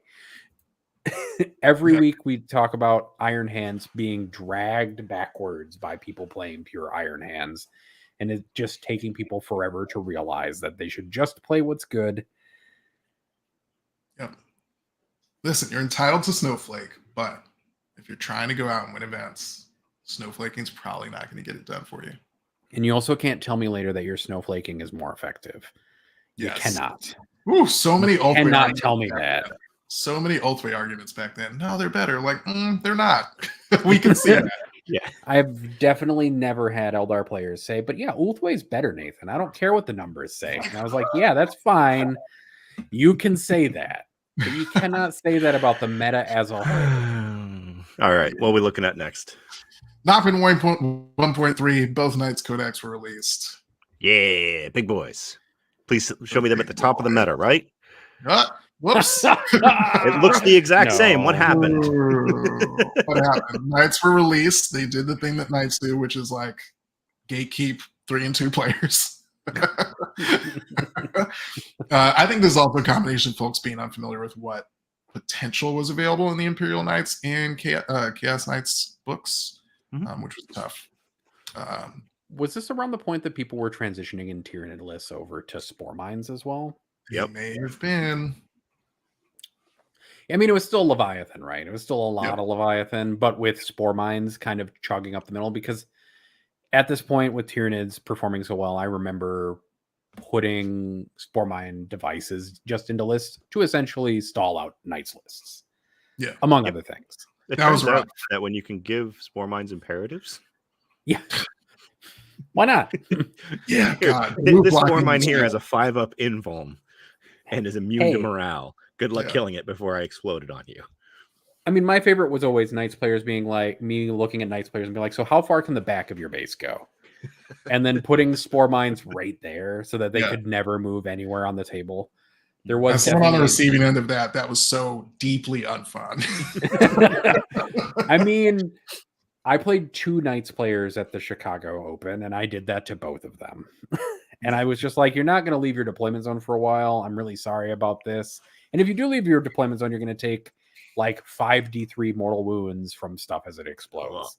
So top 3 factions in the Knights meta was still Tyranids, Harlequins, and Craft Worlds. Yep. And Custodians and Tower are still in the They're still in there. They're still in the top. The funny thing about the 2 of them is that they've always been in that 50 to 55 range, essentially the entire time we've been tracking. Yeah. They like every now and then they would dip ever so slightly below and then come back up again. But like, I can't think of any time when they were like sustained below 50%. Yeah. Also, during this time, I would endlessly get messages from Custodians players telling me that they needed buffs. Just putting it out there. No, we didn't, guys. Consistently. That was the thing that I would receive in chats when people would be like, oh man, Custodians are terrible. What do I even play anymore? And I'd be like, look, you got a win rate at near 55%. You're still winning. Like, you're not winning events at this point in the meta, but you were almost consistently winning events across the whole meta. And you still had a perfectly reasonable win rate. Like, it was fine. They maintained a really healthy win rate throughout the entire Nephilim and Arc season following that. And the drop off in player population though was hilarious. Yeah, like it half went of from the being players 12% to like 6% in a month after their first nerf. Yep. It is definitely interesting to watch that transition because Tyranids weren't a particularly popular faction until the new book drop. And it felt like basically all of those Custodians players just kind of went that way, along with a chunk of the Harlequins and also the Tau players, right? Yep. Although Tau still was hovering right around 8 to 9% even at this point. Yeah. Doing just fine. Yeah, they're just popular. People love shooting things. Yep. Love next. Right. What we got next? Knockman 1 point. Nope. No Knockman. Then Nephilim drops. Oh man. Oh yeah. We got Nephilim 1.0. Darn it. Son of a. Son of a. These numbers look the same somehow. But there is one big change that I think is important. Can you switch back to the previous one real quick for just a second? I sure can. Because I want to talk about what's at the bottom. And I just want to point it out to people. I have no ulterior motive, I promise. At the bottom, we definitely have Necrons, Astra Militarum, and Raven Guard. And just follow this Necron win rate. I think that's important. Let's follow that Necron win rate. Oh, no. Oh, man. What a jump. Wow. Hey, they figured out how to make them good. From literally 4th to last to 4th. and in almost and terms of win rate. second most event wins at this point, Yeah. right? Yep. I mean, it does actually give credit to GW that they, at this point, with doing data slates and missions, they had finally figured out how many levers they had to pull on to make a faction good, which for Necrons turns out was everything. Give everything core, give them secondaries that you just score 45 on, and give them really, really strong primary control. Yep. And you still kill them by the fistful. Like every single Necron player that I played just penciled in no prisoners 15 on my sheet whenever I would play them. Yep. But it would still be like, yeah, I'm gonna score 45 on mine, so I don't care. Yeah. I definitely won games against Necrons that banked on like last turn charges. Oh. Yeah, like, I believe it. I won a game against a local Necrons player because a Harpy got a charge into the Silent King, and I pulled the mortal wound stratagem, and I did 3 mortal wounds to him, and he died. And that was the only reason I won that game. It required a lot of failure points to get there, but you had to like score basically perfect or table the Necron player to win at that point. But yeah, I mean, Harlequins 59%, Tyranids 59%. Did we also get the Sisters book? No, we got the Sister book previously, but we got their updated faction secondaries for everybody at this point. Yeah, so they also saw a huge glow up because they got their updated everything. Secondaries, yeah. Everybody got the thing. And for people listening, Harlequins remained on top at a 59% win rate, 1.91 overrep. 15% of players went 4-0. They won 7 events and made up 3% of the player population. Tyranids had a 59% win rate of 1.89 overrep. 14% of their players had a 4-0 event start. They won 15 events and made up 8% of the player population. Tyranids good. Gotcha. Tyranids good and Harlequins remain good. Gosh. Suddenly Necron's good. Yeah. That's Necron's just that making it happen. 0 to hero with 12 event wins, which is a wild number because Tyranids were very, very broken at this point and had 15 wins. You were starting to see some like decreasing because they had caught, I think, 1 nerf at this point. Actually, AOC happened in April of 2022. So it was actually the first round of Tau Custodes nerfs, the first round of Harlequin nerfs, as well as AOC being added. So that was probably the most impactful data slate that we've seen to date, with just the sheer volume of changes that they put in there. Yep. But yeah, because Sisters, they had been trying to make them good for, like, similar to Necrons, they'd been trying to make them good for quite a few balance passes. And Nephilim 1.0, they hit the nail on the head for both of those armies.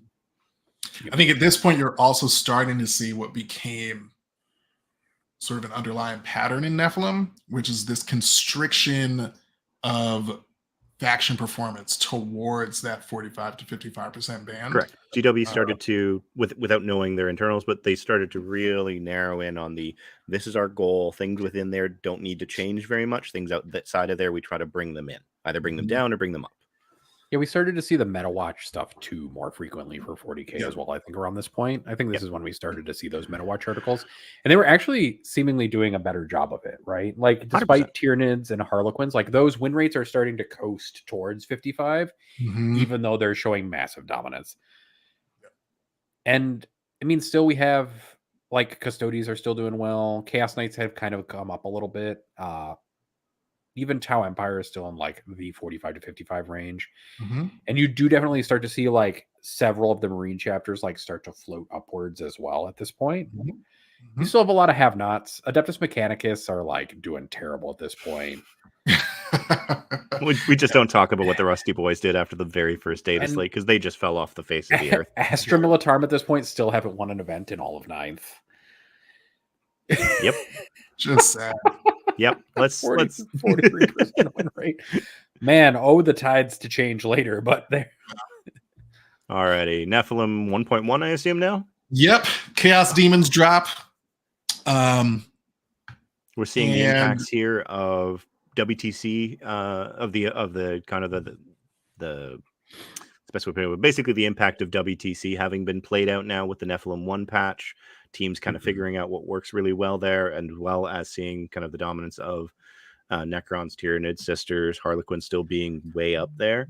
And now with this it was what, September-ish?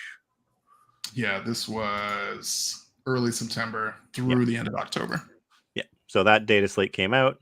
And what do we got in the top 3? Harlequins at 60% win rate, 2.67 over rep.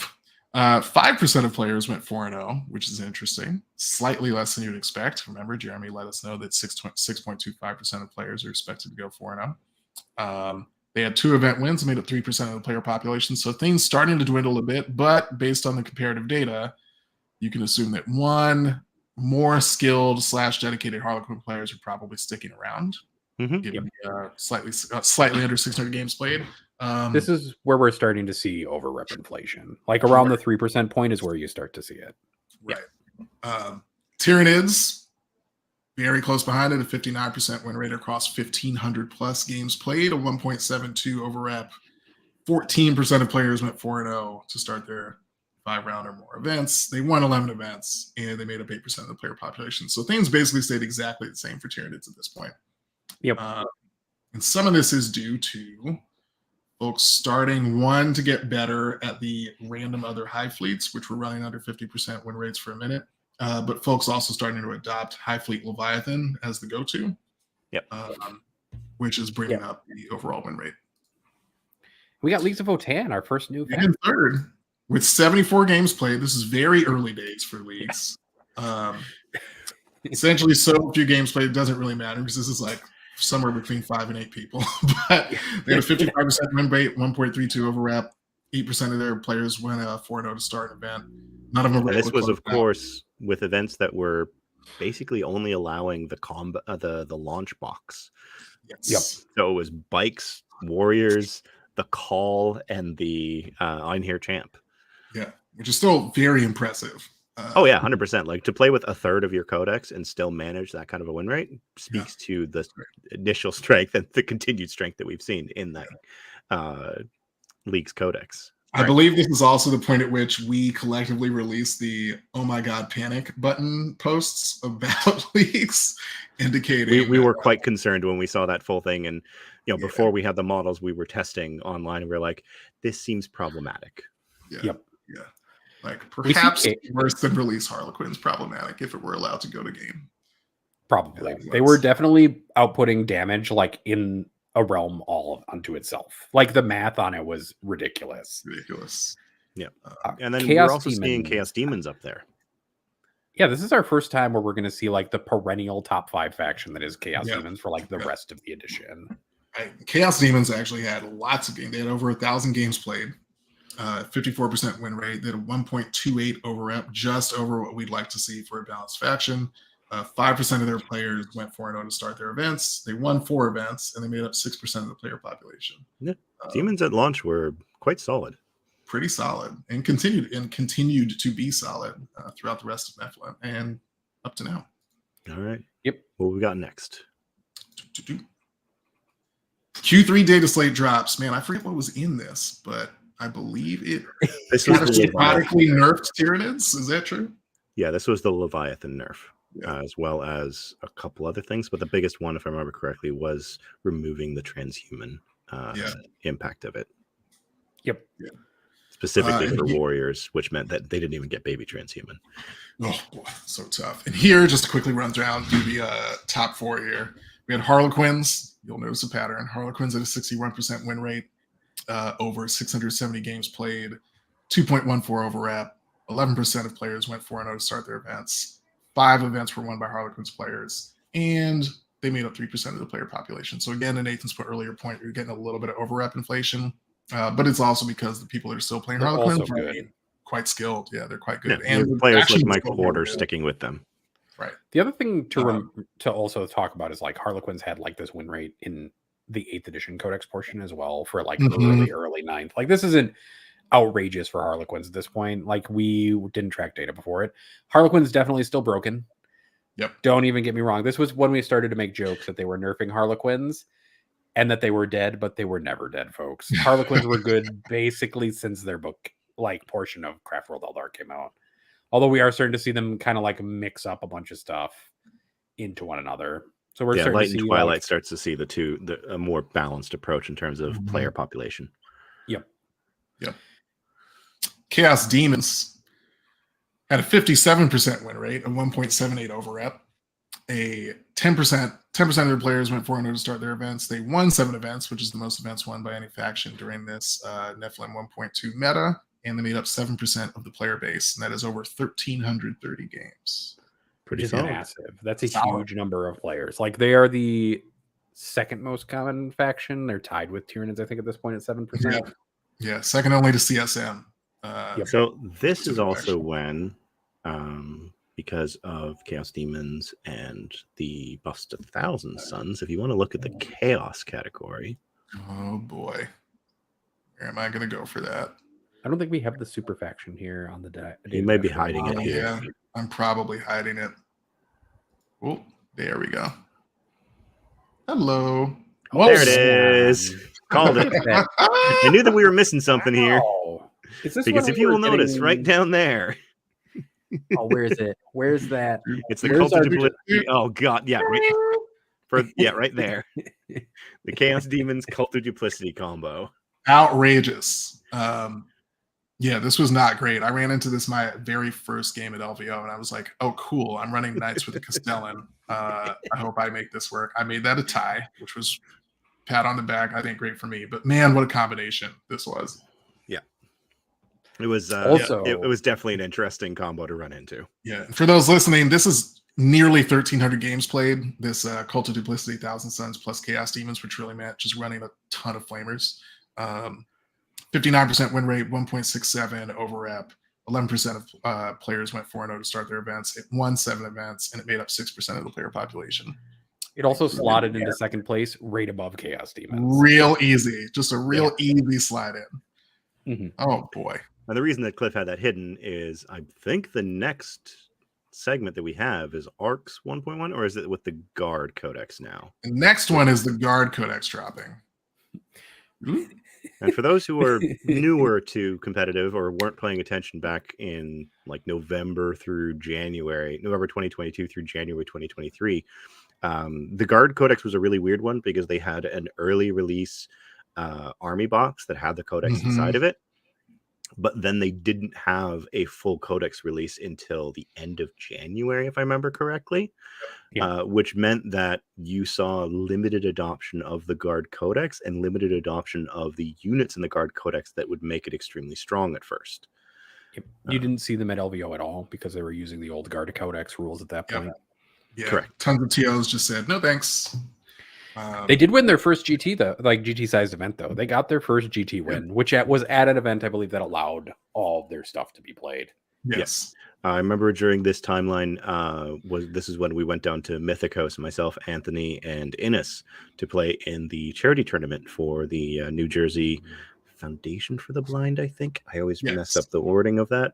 But at that event, because it was a charity event and because it was, meant to just bring in the community and have fun, they actually allowed either Guard Codex to be used. So if you wanted to use the new one, you could use the new one, or you could use the old one, which led to some hilarity when you were at the table. I think there was one mirror that was played between the old and the new Guard Codex.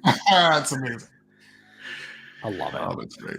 But yeah, there was a very weird transitionary period where it was just like, which one are they running? And so I was often going through as I was checking lists, like, does it have this? No? Okay, so it has to be the old book. Yeah. Is this also just friend of the show winning LVO at this point for Astra Militarum release? And winning the ITC season, because it's, if you go down to Blood Angels, it's like a 2.17 over rep with only a 3 right there, 2.17 with just one GT win, basically. Hilarious. That would be great. I don't know. Furthering the notion that Jack Harpster was absolutely just flexing on people. He's just great. Just phenomenal. Alrighty. Rounding out just real quickly, this is also the first time we saw Leagues of Votan up at the top of the charts. Ignore Imperial Fist at 6 games played, but shout out to the dude that went like 4 out of 6. You're the man. Especially with that faction. Leagues had a 57% win rate across 384 games played, a 1.26 over rep. 12% of their players went 4-0 to start events. They won 4 events, and they made up 6% of the player population. Keep in mind, this is with significant on-release nerfs, which I think only furthers the point that we were trying to make about like release leagues as is would have been absolutely bananas. It would have been a wild ride. Yeah. And while I don't think that like the crazy town points hikes was necessarily like the most elegant solution to bring leagues down to earth before they made it out into the wild, something needed to happen. So I'm happy that they did. It was a simple solution. It also happened early enough on that most people didn't like overbuy their list. Yeah. Because those point drops happened before the hackathons, before the berserkers, before the combat patrols came out. But I think I do remember long-time Votan players though complaining that their faction was nerfed upon arrival. Yeah, they were it's like, at the top here. Rock and stone.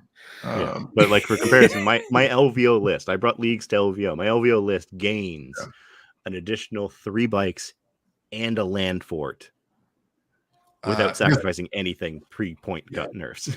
Jeez. This also furthered the notion that we were also trying to put out there that like if you weren't taking a mirror, you were sort of trolling.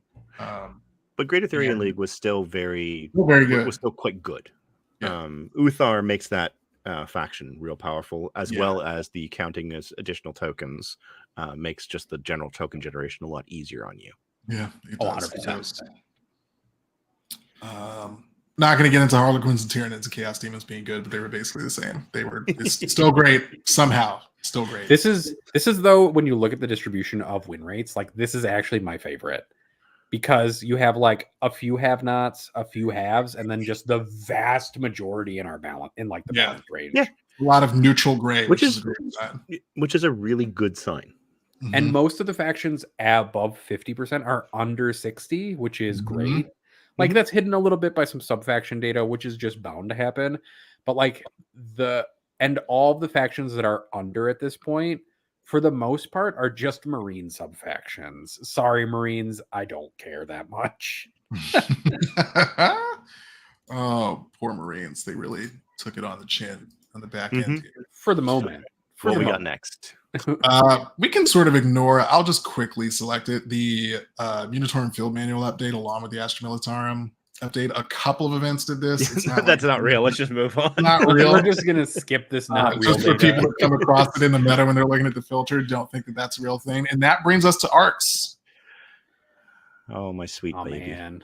Oh, ARCs. How you discombobulated our entire existence real fast. Yeah. This was the biggest turnover we saw, I think, in top factions. Yes, yeah, things got real weird fast. One of the big things that happened with ARCs was we got points, we got a data slate, and we got a completely reworked mission pack. Where they, again, pulled the levers on everything to try to bring up struggling factions and to try to bring down the factions that were doing considerably too well for too long.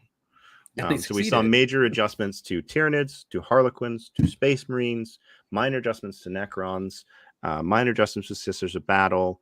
AOC went away entirely. Completely, which was a little bit of a, I don't know. The AOC experiment was kind of fun. It was interesting. Gutting it entirely. Time will tell whether it was the right decision. It's actually but at the same time, when you look at what's at the top, I think it was best that Space Marines didn't keep Armor of Contempt. Yes. It's definitely best that when making all war gear cost 0 points, that they didn't also keep Armor of Contempt. I actually thought Armor of Contempt was like the most nuanced, balanced decision GW made. They could have made some minor tweaks to it, like it not working on Terminators or it not stacking with cover and other modifiers, because that was one of the things that made Thousand Sun Scarab Occult Terminators so frustrating to kill.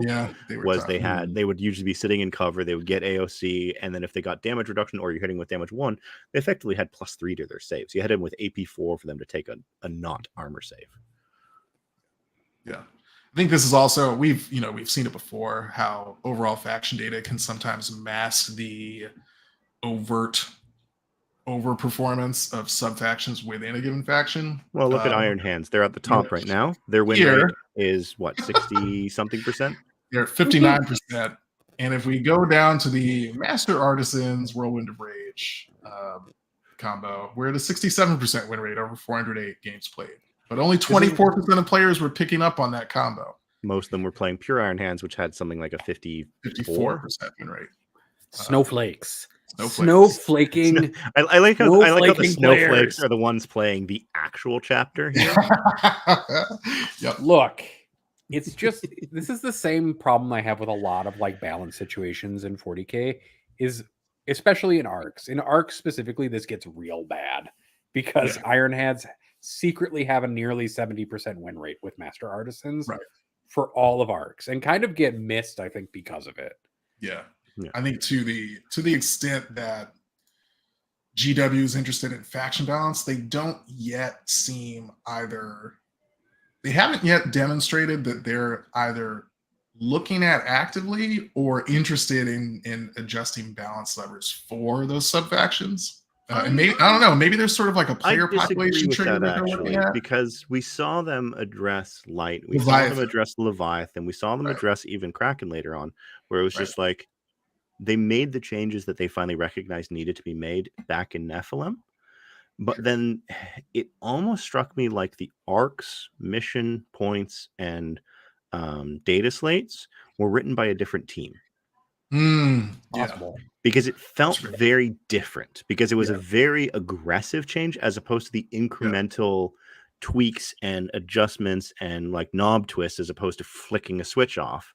That arcs felt like, because if you looked at Nakaman and Nephilim, it was we had some armies that were doing disproportionately well, but then they would trend downwards a little bit as you go through 1, 2, 3 balance data slates, and then this one is throw everything out, remove Armor of Contempt, remove most of the balance data slate, readjust it on everything else.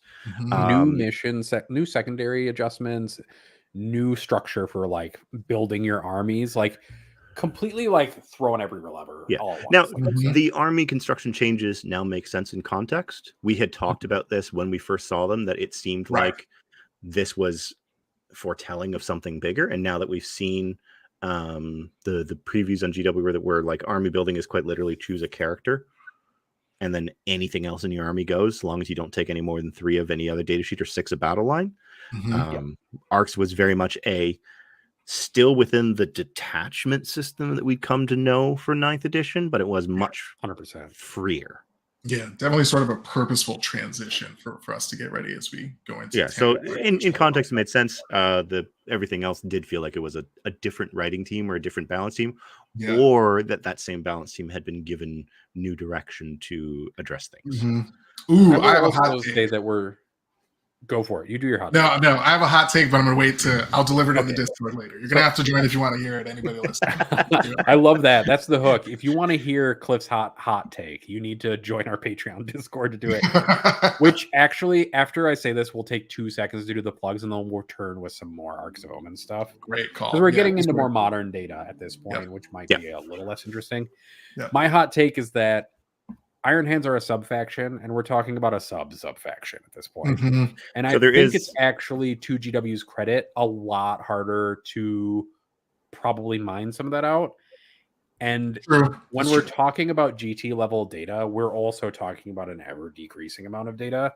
And we're talking about like probably a fairly small number of players, like in the grand scheme of things, affecting GT balance at the sub faction level. That's actually a really good point, because one of the things that we know, the show is focused on competitive play, so we're always going to just be talking about GT play.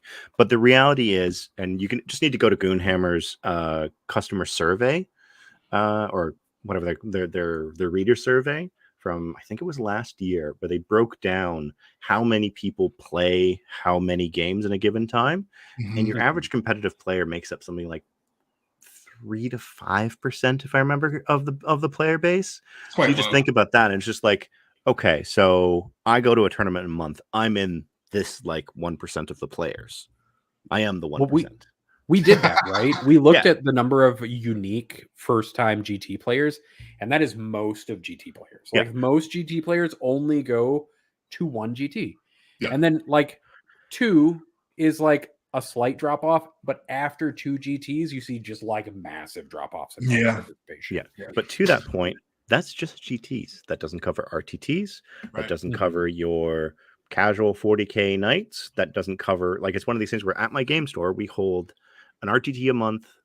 We were doing 2 RTTs a month at the peak, but then we started to burn out a little bit. So we do an RTT a month and a GT every 3 months.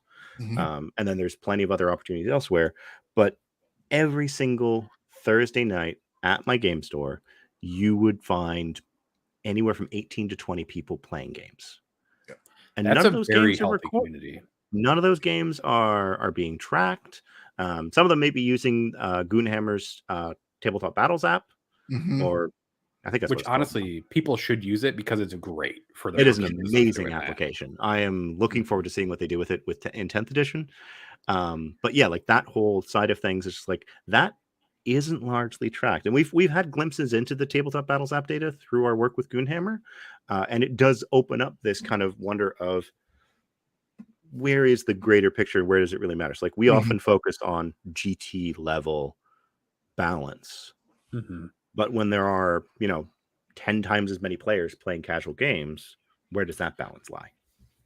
Yeah. And even it's within like- our data set, most the typical Iron Hands player that you're likely to encounter is running bog standard Iron Iron Hands. Hands. So All right, plugs.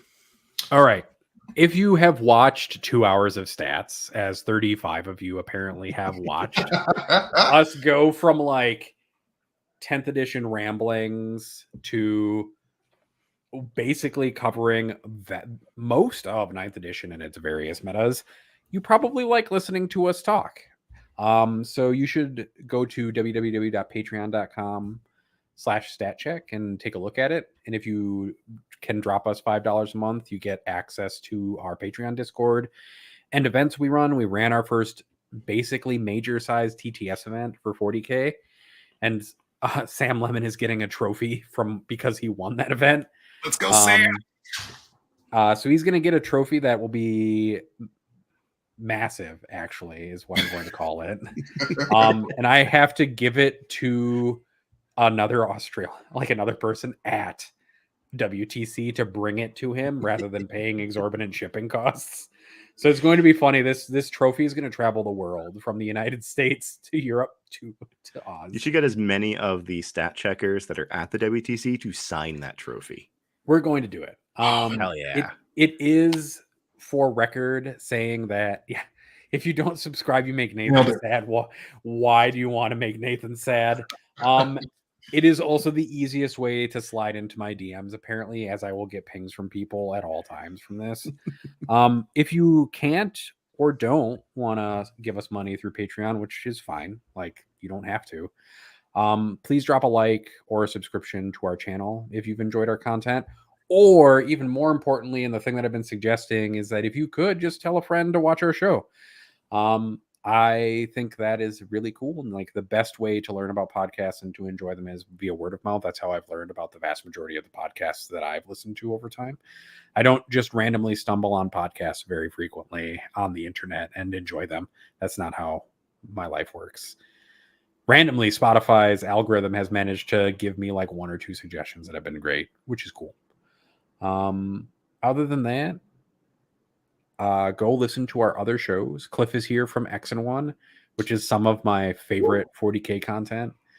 As an extremely busy professional, although no kids other than a bunch of Discord people who are like my children at this point and just as angry and chaotic as children. And I have definitely had to give some of them the look recently in our chat on Discord, and they have stopped.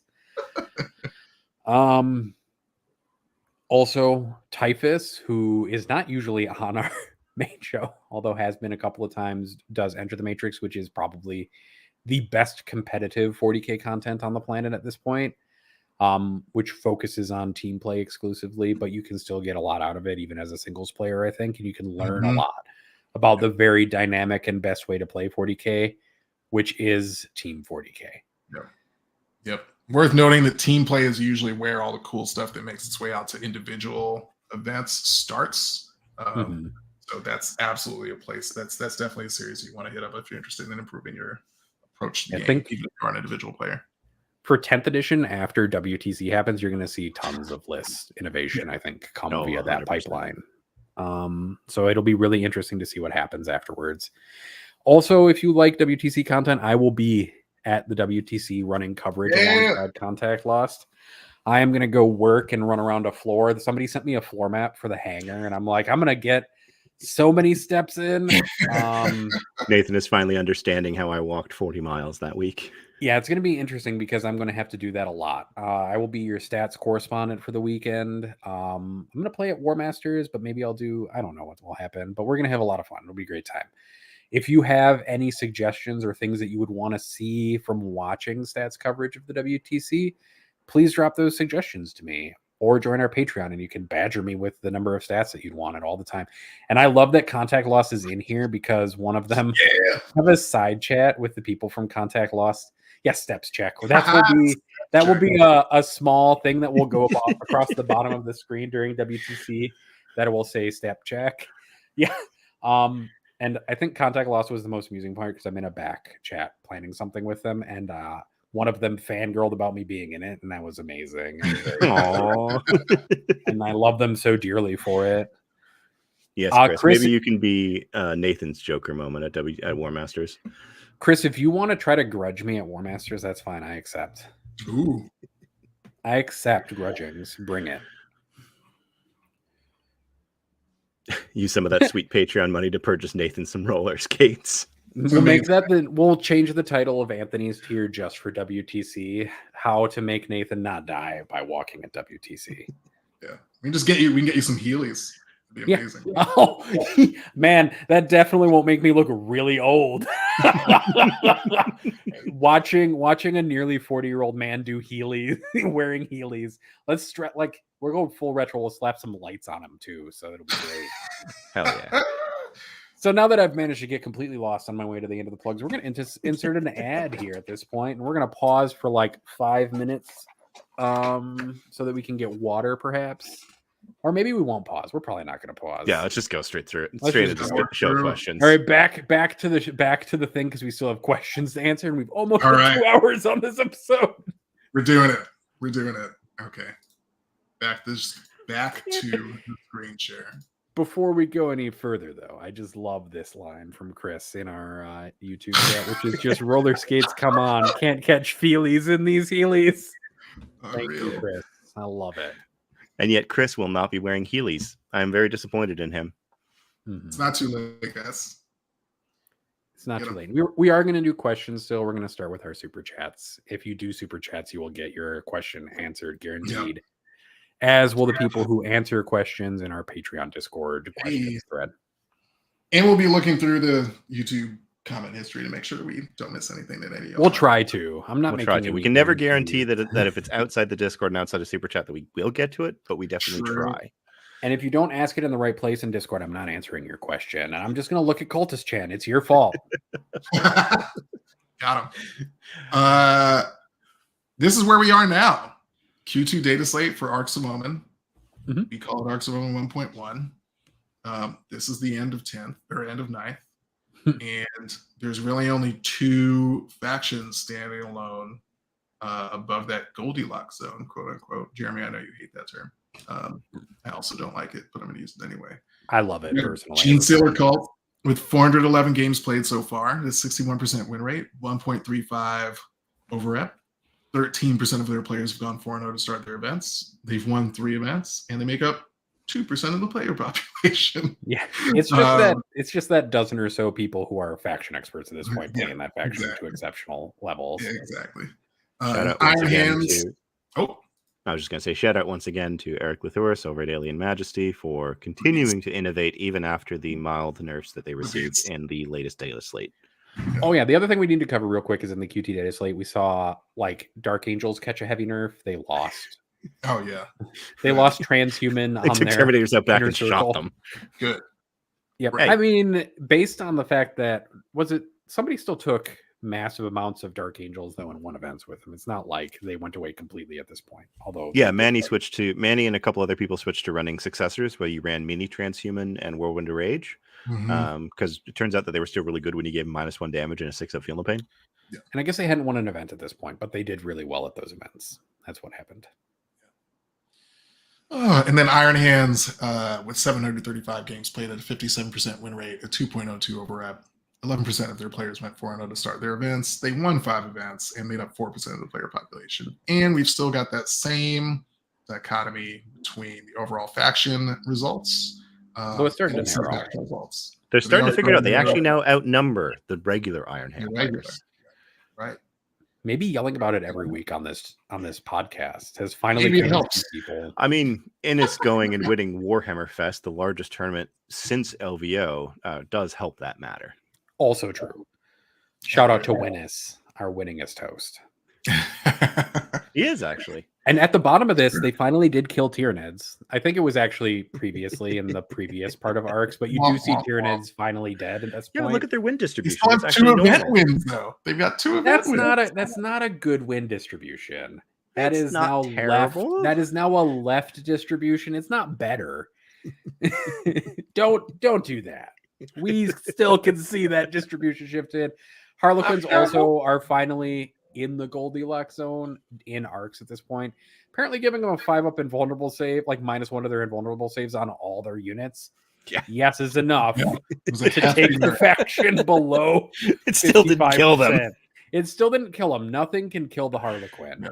And if you Aside look at from- Asriani Yeah. up at the top, you'll see Yep. that they're still souping in Harlequins on a regular basis because there's usually a light, twilight, or dark patrol in there as allies. The only thing that's killing the pure Harlequin army is the fact that there will be no more pure Harlequin armies anymore, since it's all Yeah. just what in the like Eldari previews, it looks index? like is just an Eldari index. Although being able to use Strands of Fate on Harlequins might prove to be really good. That's Oof, true. boy. I guess we can't discount it, and maybe when they get a book again, we'll see a Harlequin's detachment rule or something like that. Nobody knows. Yep. I We mean, don't the know. only thing that made me sad though was seeing the Facebook Warcoms communication. I think that there was going to be no Harlequins preview because there was going to be no Harlequins book. That did make me a little depressed as a Harlequins That was a little fan. sad. All right. So this is where it takes us to today. This is probably like we'll still do weekly stat recaps, but I expect over the next few weeks, as more information about 10th comes out and as the first early 10th events start happening, we will shift our focus and we will stop looking at 9th data. I want to stop looking at it now, to be honest. This is true. All right. So let's go to show questions. We will start with the super chats. So that one guy, we've already thanked him for the $20 sub. He did not ask a question with that. Dan Morris with $20 Canadian. Knowing that nobody is really playing, turns out a lot of people are still playing. What is your favorite paint? Oh, This stuff. that's great. Oh yeah, Dirty Downs, Rust, Verdigris, and Moss effects are magical. Any of those three. The Verdigris probably looks the coolest in terms of the effect, but the Rust and Moss effects are the most convincing. The Rust is incredible. Like if you don't have it, go get some. It's pricey, but it's worth it for what you get out of it. All right, Nathan, you. I think the biggest upgrade to my paints have been including enamel paints as of late in my stuff and painting in a more grimdark style. So like all of the rust, all of the dirt paints are great at this point. I love all those streaking grimes and grime paints at this point. Those are all amazing paints. Yep. Got 2. They're both contrast paints because you guys just shouted out 2 things that I'm already a fan of. Flesh Terror's red is an incredible red. Like if you don't have that and you want to do like a deep sort of carnelian red, it goes well over base red coats and it goes well over the like slap chop technique, baseline contrast primer. Like it's just great. Looks great. I will say contrast paints are just amazing broadly. They're Like good. all They're contrast really paints are good. great. And so versatile, which brings me to the other one. Ethermatic blue is like amazing through an airbrush for like a plasma glow. Oh yeah. I definitely don't have a whole Tyranid army with Ethermantic blue contrast sprayed on all their vents. I definitely don't. Not in a single army. All right. Daniel Paolini, $5. Since when did Jeremy go from must listen to much watch? Thank you, Daniel. Also not a Appreciate the question, kind but we words. accept it. I mean, it did say since when. Fair. All right. Martin Always with been. Jeremy, would you rather I change my name in BCP every event or all events use pun pun? I would rather you change your name in every event than everyone use pun pun, because pun pun is the most difficult event page to pull information from. It feels like pulling teeth. Nick Blackburn, we already talked about him, but he gave us $22 and said Harlequins are fair and balanced. Okay, and no, they were not at that moment when we were talking about them. They were outrageous. Tim, I'm not reading your attempt at money laundering. Or there's two of them. Two attempts at money laundering. Bad money laundering at that. Bad money laundering. So much love. And then John, Cliff, and Jeremy, what's your favorite way to make Nathan embarrassed? Well, I think I hit on the nail on it earlier when I called him a cradle robber.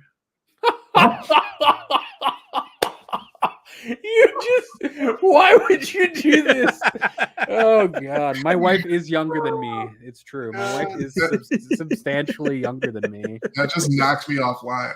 It's funny because my wife was here and I was putting in her birth date for like buying a plane ticket so that we could go back to Minnesota. And all I hear as I'm talking to her, making sure I get it all correct because I don't want to fuck anything up. And is Jeremy hearing that she's 7 years younger than me? And going, you cradle robber in the background. Jeez. Also, being nice to me is the easiest way to make me embarrassed, actually. As John knows. As John should know. I don't have an answer to that question, but I do have a story. I used to be the principal of a middle school in Brooklyn. And one time I brought my girlfriend at the time, now wife, and mother of my 2 children, to come check it out for the day. And so I used to shake all the kids' hands coming in. And one of my students, who I love dearly, came in and was just like, Mr. Thomas, is that your daughter? And I was like, oh. And she immediately pivots to, is that your girlfriend? And I was like, wait. How can these two be in the same age range? What's happening? God. Is your wife, in fact, younger than you, Cliff? No, we're by 5 months. We're both. She turns 40 in a month and a bit. And I'm already 40. I love it. That's great. But she does. I mean, she looks like she's 25 or something. Alrighty. Kudos to her. Let's power through some Discord questions, and that is very funny. All right. Dakota H asks, would it be of interest to create a history? I'm not going to try that because I keep stumbling over it. A history of competitive lists and events across and within editions of 40K. Would show how the competitive scene evolved over time, as well as lists for factions, allowing for comparisons with the past. Would this be something that StatCheck would be interested in pursuing? I think the best way to look at that would actually be to use competitive innovations or to look at like LVO recap articles. Yeah. Because that way you'll have basically those timestamps. It's not like frequent, but like once a year where it's like, this was really good. Like Guard was really good here. CSM was really good here. Grey Knights were busted in 5th, that kind of thing. Because events like that have a really long history will usually be the ones that showcase that meta breaking moment. Maybe we'll do that at some point. Right now, we're swamped with keeping up with regular stats. So maybe as a feature, once we gain some bandwidth, we could do that. John asks, what do you all think of the GSC reveal? Asking this preemptively before the post. Go back about an hour and a half, and we'll talk about the GSC preview there. We like it. Yeah, we like it. It looks very strong and could be problematic. Yeah. Is not the word I've used. It does look fun. It looks fun as hell. Yeah. JS asks, hey, all, wondering how someone from Southwestern Ontario would get more into the competitive scene. I've gone to a bunch of RTT and 1GT, the Stutter Snotling, and I want to try for 10th to get more competitive. So because we are over 2 hours into this episode, I'm not going to give as detailed an answer as I wanted to, but the reality is that there is a huge competitive community in both upstate New York, as well as in Southern Ontario and in Eastern Ontario. You may have to drive a little bit. Here in Ottawa, we have, as I mentioned, usually about 5 or 6 major sized events. So 50 or more players, 5-6 rounds every single year. We have monthly RTTs out of my store, but there are a few other locations and stores that do the same thing in Southwestern Ontario. And Nathan has a point as well. Are they included in Goonhammer's new circuit? Yes, they Ottawa? are. So one of the Mm. things that I would recommend you look at is the UTC, which is the Unified Tournament Circuit. We've talked about it a little bit on this show. It's Goonhammer's new Northeastern and Eastern Canada circuit. And it lists all of, if you go to utc.goonhammer.com, you can see the event list. It'll show upcoming events that are listed under there. I've got to add about 6 or 7 events for the local in the next little while once we know when 10th is coming out. But that's a really good resource for looking locally because that's there. And as always, there's BCP where you can just do regional searches. But DM me or ping me in the Stat Check Discord, and I will also give you the list of names of people to reach out to who are organizers within the community. You have Dustin Henshaw, who does the Stutter Scrub podcast. You have Lionel Miranda, who is at 10th or X Planet, depending on who I want to piss off, who runs, I think, monthly events now. They just had a 4-round event this past weekend. And they run some of the most competitive people in Southern Ontario attend those events. So you definitely will have plenty of opportunities. It's just a question of how far you want to drive. Yep. Tom H asks which one of y'all will do a man reads book video for us. If I had a book, maybe we could do that. If somebody wants to, like, if I figure out a way to get a book and get time, like, I'll read it in my PhD regalia for you. I'll do it. I'll wear the full purple robes. I've got them in my closet. All right. Tell you what, when we get the Jukari index, that's what you'll do. I'll do it. I will read it in full PhD regalia. It will Love be Dr. Statsdad does books. I don't know. All right. John of the V8 gang asks, if games of 10th are truly faster once we get comfy with it, do you see competitive rounds getting shorter? If so, does this mean shorter days in a 2-3 day round event or fitting 4 or 5 rounds in a day? Probably. Because realistically, like right now, one of the biggest limitations on event size and events coming up with single undefeateds, because we have a lot of events that have 3 or 4 undefeateds at the end of an event, is once you pass 100 players, you have to have 7 rounds to come up. Well, once you pass 64 players, you have to have 7 rounds to have a single undefeated.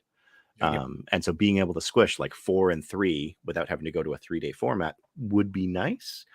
At the same time, there's also something about just keeping it relaxed, giving that extra time so games all come to their natural conclusions. Well, I don't know if Dev Wounds remains as prevalent as they might be fast games. The previews, they'll be quick. We'll find out. It'll be very interesting to see the stats on something that we don't really track is how quickly games complete, but that's something that's really hard to figure out. Yeah. I don't know. Short of adding a timer to some kind of tracking thing. Well, because BCP has a timer built in, so if BCP were to be like, here's when this score was submitted for a game, and that's the game. Some of those are not going to be very accurate. No, but large enough numbers becomes, who knows. Sure. Anyways, Preston, piggybacking off of John, if you played competitive in 7th and were there for the transition to 8th, do you recall the game speed difference in index and how much it slowed with codex releases? Do you anticipate a similar drastic change in game state from index to unsettled to settled codex hammer? I was not around during the transition from 7th to 8th. I came back into the competitive scene midway through 8th. Yeah, I came back at the end of 8th. Or I came into 40K really at the end of 8th. Yeah. I don't think any of us were really that active at that time period. Bother Innes. This is a question for Innes, and you should ping him to get him a question, an answer on this. If Nikki D, add him at an event, he will definitely answer for you. All right, Nikki D from Frontline Gaming's only show now. Signals from the Frontline. Inspired by Anthony stated concert envy, but a question for everyone. What's your standard operating procedures when at a concert? Are you up front, in the pit, hanging in the back? I'm too old for the pit now. When I was young, you asked me this question 15 years ago, and I'm in the pit. It was the pit. Yeah. Now I'm up back with a beer in my hand and just sitting down and enjoying a nice comfy chair while the music plays. Yeah, I get it a depends chair on the now, show. Also, right? that, yeah. Also true. I've been to Danger concerts that are randomly at some sidebar and there's 40 people there and you're like, yep, I'm dead in the front. This is amazing. Yep. And then he'll open for some crazy electronic music artist. There's 10,000 people there and I'm gonna sit down in a chair in the back for that one. Yep. I will stand at the front because my wife likes going to concerts, with my wife at those. But gone are the days of me in the pit at a Power Man 5000 concert. Sorry. Those were definitely the days of going home, having caught at least an elbow or two during a concert. more than 2. Also, my hearing is not too good anymore after those days either. Oh boy. That would do it. All right. Now we've got a series of questions from Ethan. And I actually do have quick answers for these because I pulled them because I really liked this set of questions. Which factions had the best and worst boost after their codex dropped? That one is actually a real easy and not too surprising one. Harlequins. Yeah. The average weeks leading up to the Harlequin book coming out, they had a 55% win rate, and then the weeks following that, they averaged a 76%, as we highlighted earlier in the early Nakmund meta. Second to them is Asuryani, who went from a 40% average win rate to a 58% average win rate peak, which was a few weeks after Harlequins started to taper off a little bit, because that's when people transitioned to Asuryani. The only thing comparable was Necron's win rate after their buffs dropped in Nephilim. Yes, right? but that was not a codex buff. I know. I was just saying. But yes, Necrons were, and we showed that, where they went from like the 4th from the bottom to the 4th from the top. Yeah.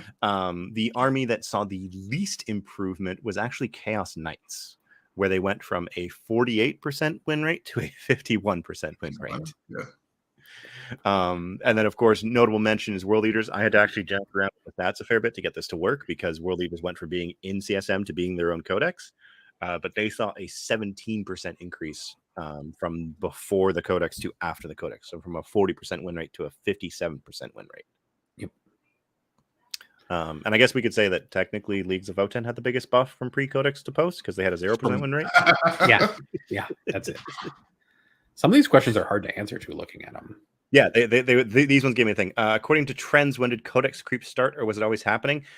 From what I saw, at least in terms of it, there was a fair amount of fluctuation, because I'm actually looking at like from when we started tracking, looking at like codex impacts, and it very much was a like some codexes had huge impacts, some had minor impacts, some had bigger impacts. Like Tau was a 12% boost, Tyranids was a 13% boost, but that's because they went from 56% to 69%. They were already doing really well. In the grand scheme of thing, it wasn't that many books that like really shook the meta to its core. It was Drukhari before we started tracking data, right? AdMech. And then AdMech. Orcs was like definitely a problem. Orcs was trolling with buggies. So it's like 3. So, and then Harlequins with the Craft World Eldar book. Yeah, because the big thing with Tyranids is they had the Leviathan supplement and Crusher Stampede Army of Renown that they were able to play with right up to when their codex dropped, and those were 9th edition written rules in those cases, and those had pretty big impacts. And then like you could say Custodes, but Custodes was in part just because they dropped buffs immediately after like that happened. Yeah, like it was definitely a combination there. And Tau, but not to the same effect as other factions. Yeah. Third, which competitive season was the most balanced? I think we can say Nephilim was. Nephilim. And you can see it if you go back and look at the trends data on the dashboard, the trends tab. You can visually see it collapsing down, and then with ARCs, it kind of blowing back open again. And then ARCs 2.0 kind of bringing it back down again. But and then which one did you personally enjoy the most? That's a tough one. I had my best result in Nephilim, but I had a lot of fun in Nakmund running my Ravenwing, because Nephilim made running the Ravenwing a lot more difficult with the changes to army rules and the like. But I think Nephilim was probably the most fun. I think so too. I think late Nephilim is where it was at. Yeah, like there were definitely some balance issues, but I had like from an army and opponent's perspective, in terms of what I got used to playing, late Nephilim was a ton of fun. Yep. Agreed. I agree. Arcs was wild, but wild isn't necessarily always a good thing. Right. I think Arcs has settled into a good spot now. Yeah. Like definitely a much better spot than it was initially at release.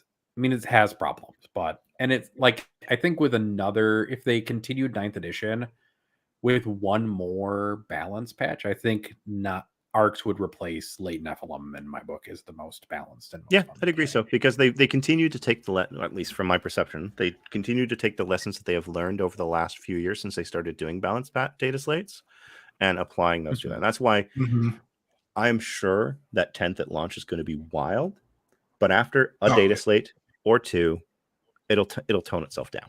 Mhm. because they'll again figure out it's always a matter of when you introduce new mechanics or change how the game works, you can't always foresee what competitive players are going to come up with. Mhm. All right. What lessons have you learned from over a year of data collection, running the dashboard, and creating content surrounding it?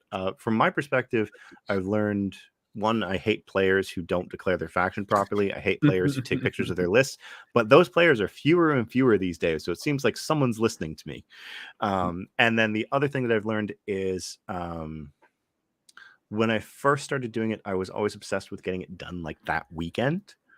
I've allowed myself a lot more flexibility when it done because there's nothing critical about getting it done right away. So I've given myself a lot more leeway in doing it because it's just like week to week, it doesn't matter as much as looking at the longer snapshots. Mm-hmm. Yeah, I think people get obsessed with week to week data, but like it's interesting to talk about it in like maybe there are some emerging trends kind of information. Like, is there anything we should keep an eye on in the next few weeks from this week to week data? But outside of like a few things, I think the biggest lesson is that week to week data is very not important. Also, that win rate is a weak statistic, but that's neither here nor there. We'll talk about it later. Yeah. At a different the thing that I found, which I sort of expected, but it was like good to have it confirmed, is that like there's like a great community of people who are really interested in data and like performance-based analysis for factions in like a really deep way. And we've got a bunch of those people in our Discord community, and it's great. It's great that we have this like open dialogue with the folks that are in our community and engaging with the content and talking about our data, because it helps us make our data analysis and dashboard better. Like the dashboard now looks very different than it did at the very beginning. And then like the data that we track is a little bit different than it did in the beginning. That's all due to like great open feedback about what would actually be useful to people. So yeah, cool. Definitely. And then on a personal level, what was the biggest lesson you learned about competitively playing 40K this edition? And this is some of the things, because this was very much my coming out edition in terms of finally starting to regularly podium at events. And it's one of these things where I've also come very much to the terms with the being okay when a game goes south. Because I used to get really stressed, really tense, really up in my head when a game would start to go poorly. And I would, especially if I was like 3-0 or 4-0 an event, and be like, oh, okay, so this is where the run ends. Now it's just like, it's just a game. It's fun, having fun with people. There's less of that. And I think a large part of that is I just put less pressure on myself to do well. That's what I've learned over the last 2 years of ninth. The biggest lesson for me was that finding like a good community is like the most important thing to being a competitive 40K player. And like I've been very fortunate that I have my stat check like podcast network folks, which is like the group of competitive 40K people that I spend like the most time with, essentially. Like me, I talk the most to Jeremy, Cliff, Innes, Anthony, Tim, and Typhus. Like of all the people that I talk about 40K with, I talk about them the most, and they have had the most influence on me as a player. And that was the lesson that I learned the fastest, that having that is like the most valuable tool you can have. The Discord is also great, but I spend way more time with these folks than I do with the folks. Sorry, folks. I thought that I would care so in other competitive arenas in my life, I've cared very deeply about like not losing, but being totally okay with getting beat, if that makes sense. Yeah. Like I hate messing up and being like, oh, if I had done that differently, it would not have gone this way. And I thought that would not be the case with 40K, and I thought I'd be a little bit more chill about that part of it, but I'm not, and I'm actually okay with that. Because I also recognize that 40K, just like any other competitive thing, is like has so many levels of skill and expertise to it. And just being able to see like how good some people are at this game. Definitely. It's just like, I don't know, you run into those folks who are like, oh yeah, I got beat, and you like feel great coming out of it because you learned something, and you just got to see someone be great at something, which is always really cool. Yeah. All right. We're gonna blitz through a few. We're gonna skip over a couple questions. But I'm going to answer this one real quick for Will. What does the fall off for GT attendance look like? It hasn't happened yet. Like this weekend, we had 920 players, which was the busiest weekend since We actually I think talked about it Warhammer earlier. Fest. Yeah, we Yeah, talked go about watch it the earlier. first like 30 minutes of the episode, Yeah. and you'll hear us. It's It's a riff giant review team about event. it. Like, Yeah, 320 person team event that we didn't cover because it was a team event. shout So, out like, to there were you, like 1,200 people playing 40K at a GT plus level this weekend. Yeah. And shout out to Ignite for taking that down. And I believe the first time ever Team England not winning a team event in England. Woo. If you go to multiple GTs, I mean, how many are you aren't- likely to attend? Go ahead. 2 or 1. 2. It's 2. Yeah, it's 2. 2 is the most likely number of multiple GTs you're going to go to. It's 2. Oh, he doesn't mean GT attendance like that. He means the like how many do you play? We talked about that earlier. It's like 1 to 2 is the most frequent, and then it just drops off a cliff. Mhm. By the Yeah. time you get to like 4 or 5 GTs, you're down to 1 to 2% of the player population. Logan, we already talked about subfaction of Tau. Dan, who had the better preview, GSC, Grey Knights, or T-Suns? GSC. Like free GSC. battle line units just recycling is wild. 3,000 great, points in a guys. 3,000 point game, baby. Yeah, I don't think Pretty you great. understand how good that will be. I mean, they do have that thing, and I think there will be some play into it, but it's definitely like one of the most powerful rules that we've seen previously. It's so great. All right, 3 questions left, and then we're out of here. Yeah. First one, besides growing, what changes in the competitive player base have you noticed since you started playing and throughout 9th edition? Does it seem like the average player seems to be getting more or less competitive? I feel like with TTS being a bigger thing post-pandemic, the average player is getting better at 40K than they were before. Like the level of much competitive faster. has much faster because you can get so many more reps in. Like I can play so many more people. Like I can play Innis now. Like I never When could you- have. Yeah. That never would have happened before, guys. When you can I mean- re-rack a game if it goes south by you Immediately. save state and then you just reload it half an hour later. Or you can just do deployments against each other. Mhm. Like that would take so long in a normal game of 40K, like putting down stuff Mhm. on a table over and over and over again. You can do that real fast now. Yeah, and the other There's big also thing, no, go ahead, Jeremy. yeah, the other big thing that we've seen very much so since I started playing till now, is the proliferation of information.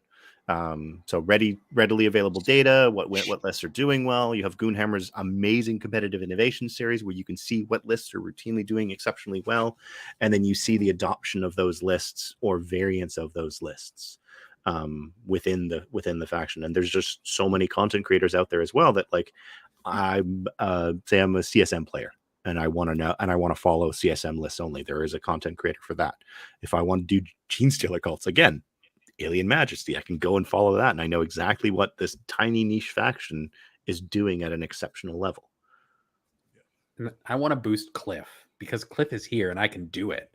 And I think that there's so much more data access now from things like what Cliff makes in the dashboard. Like that proliferation of data being available and useful, and like Cliff is at the forefront of that, like stats as a thing wasn't a thing really in 8th, but it is definitely a huge thing in 9th.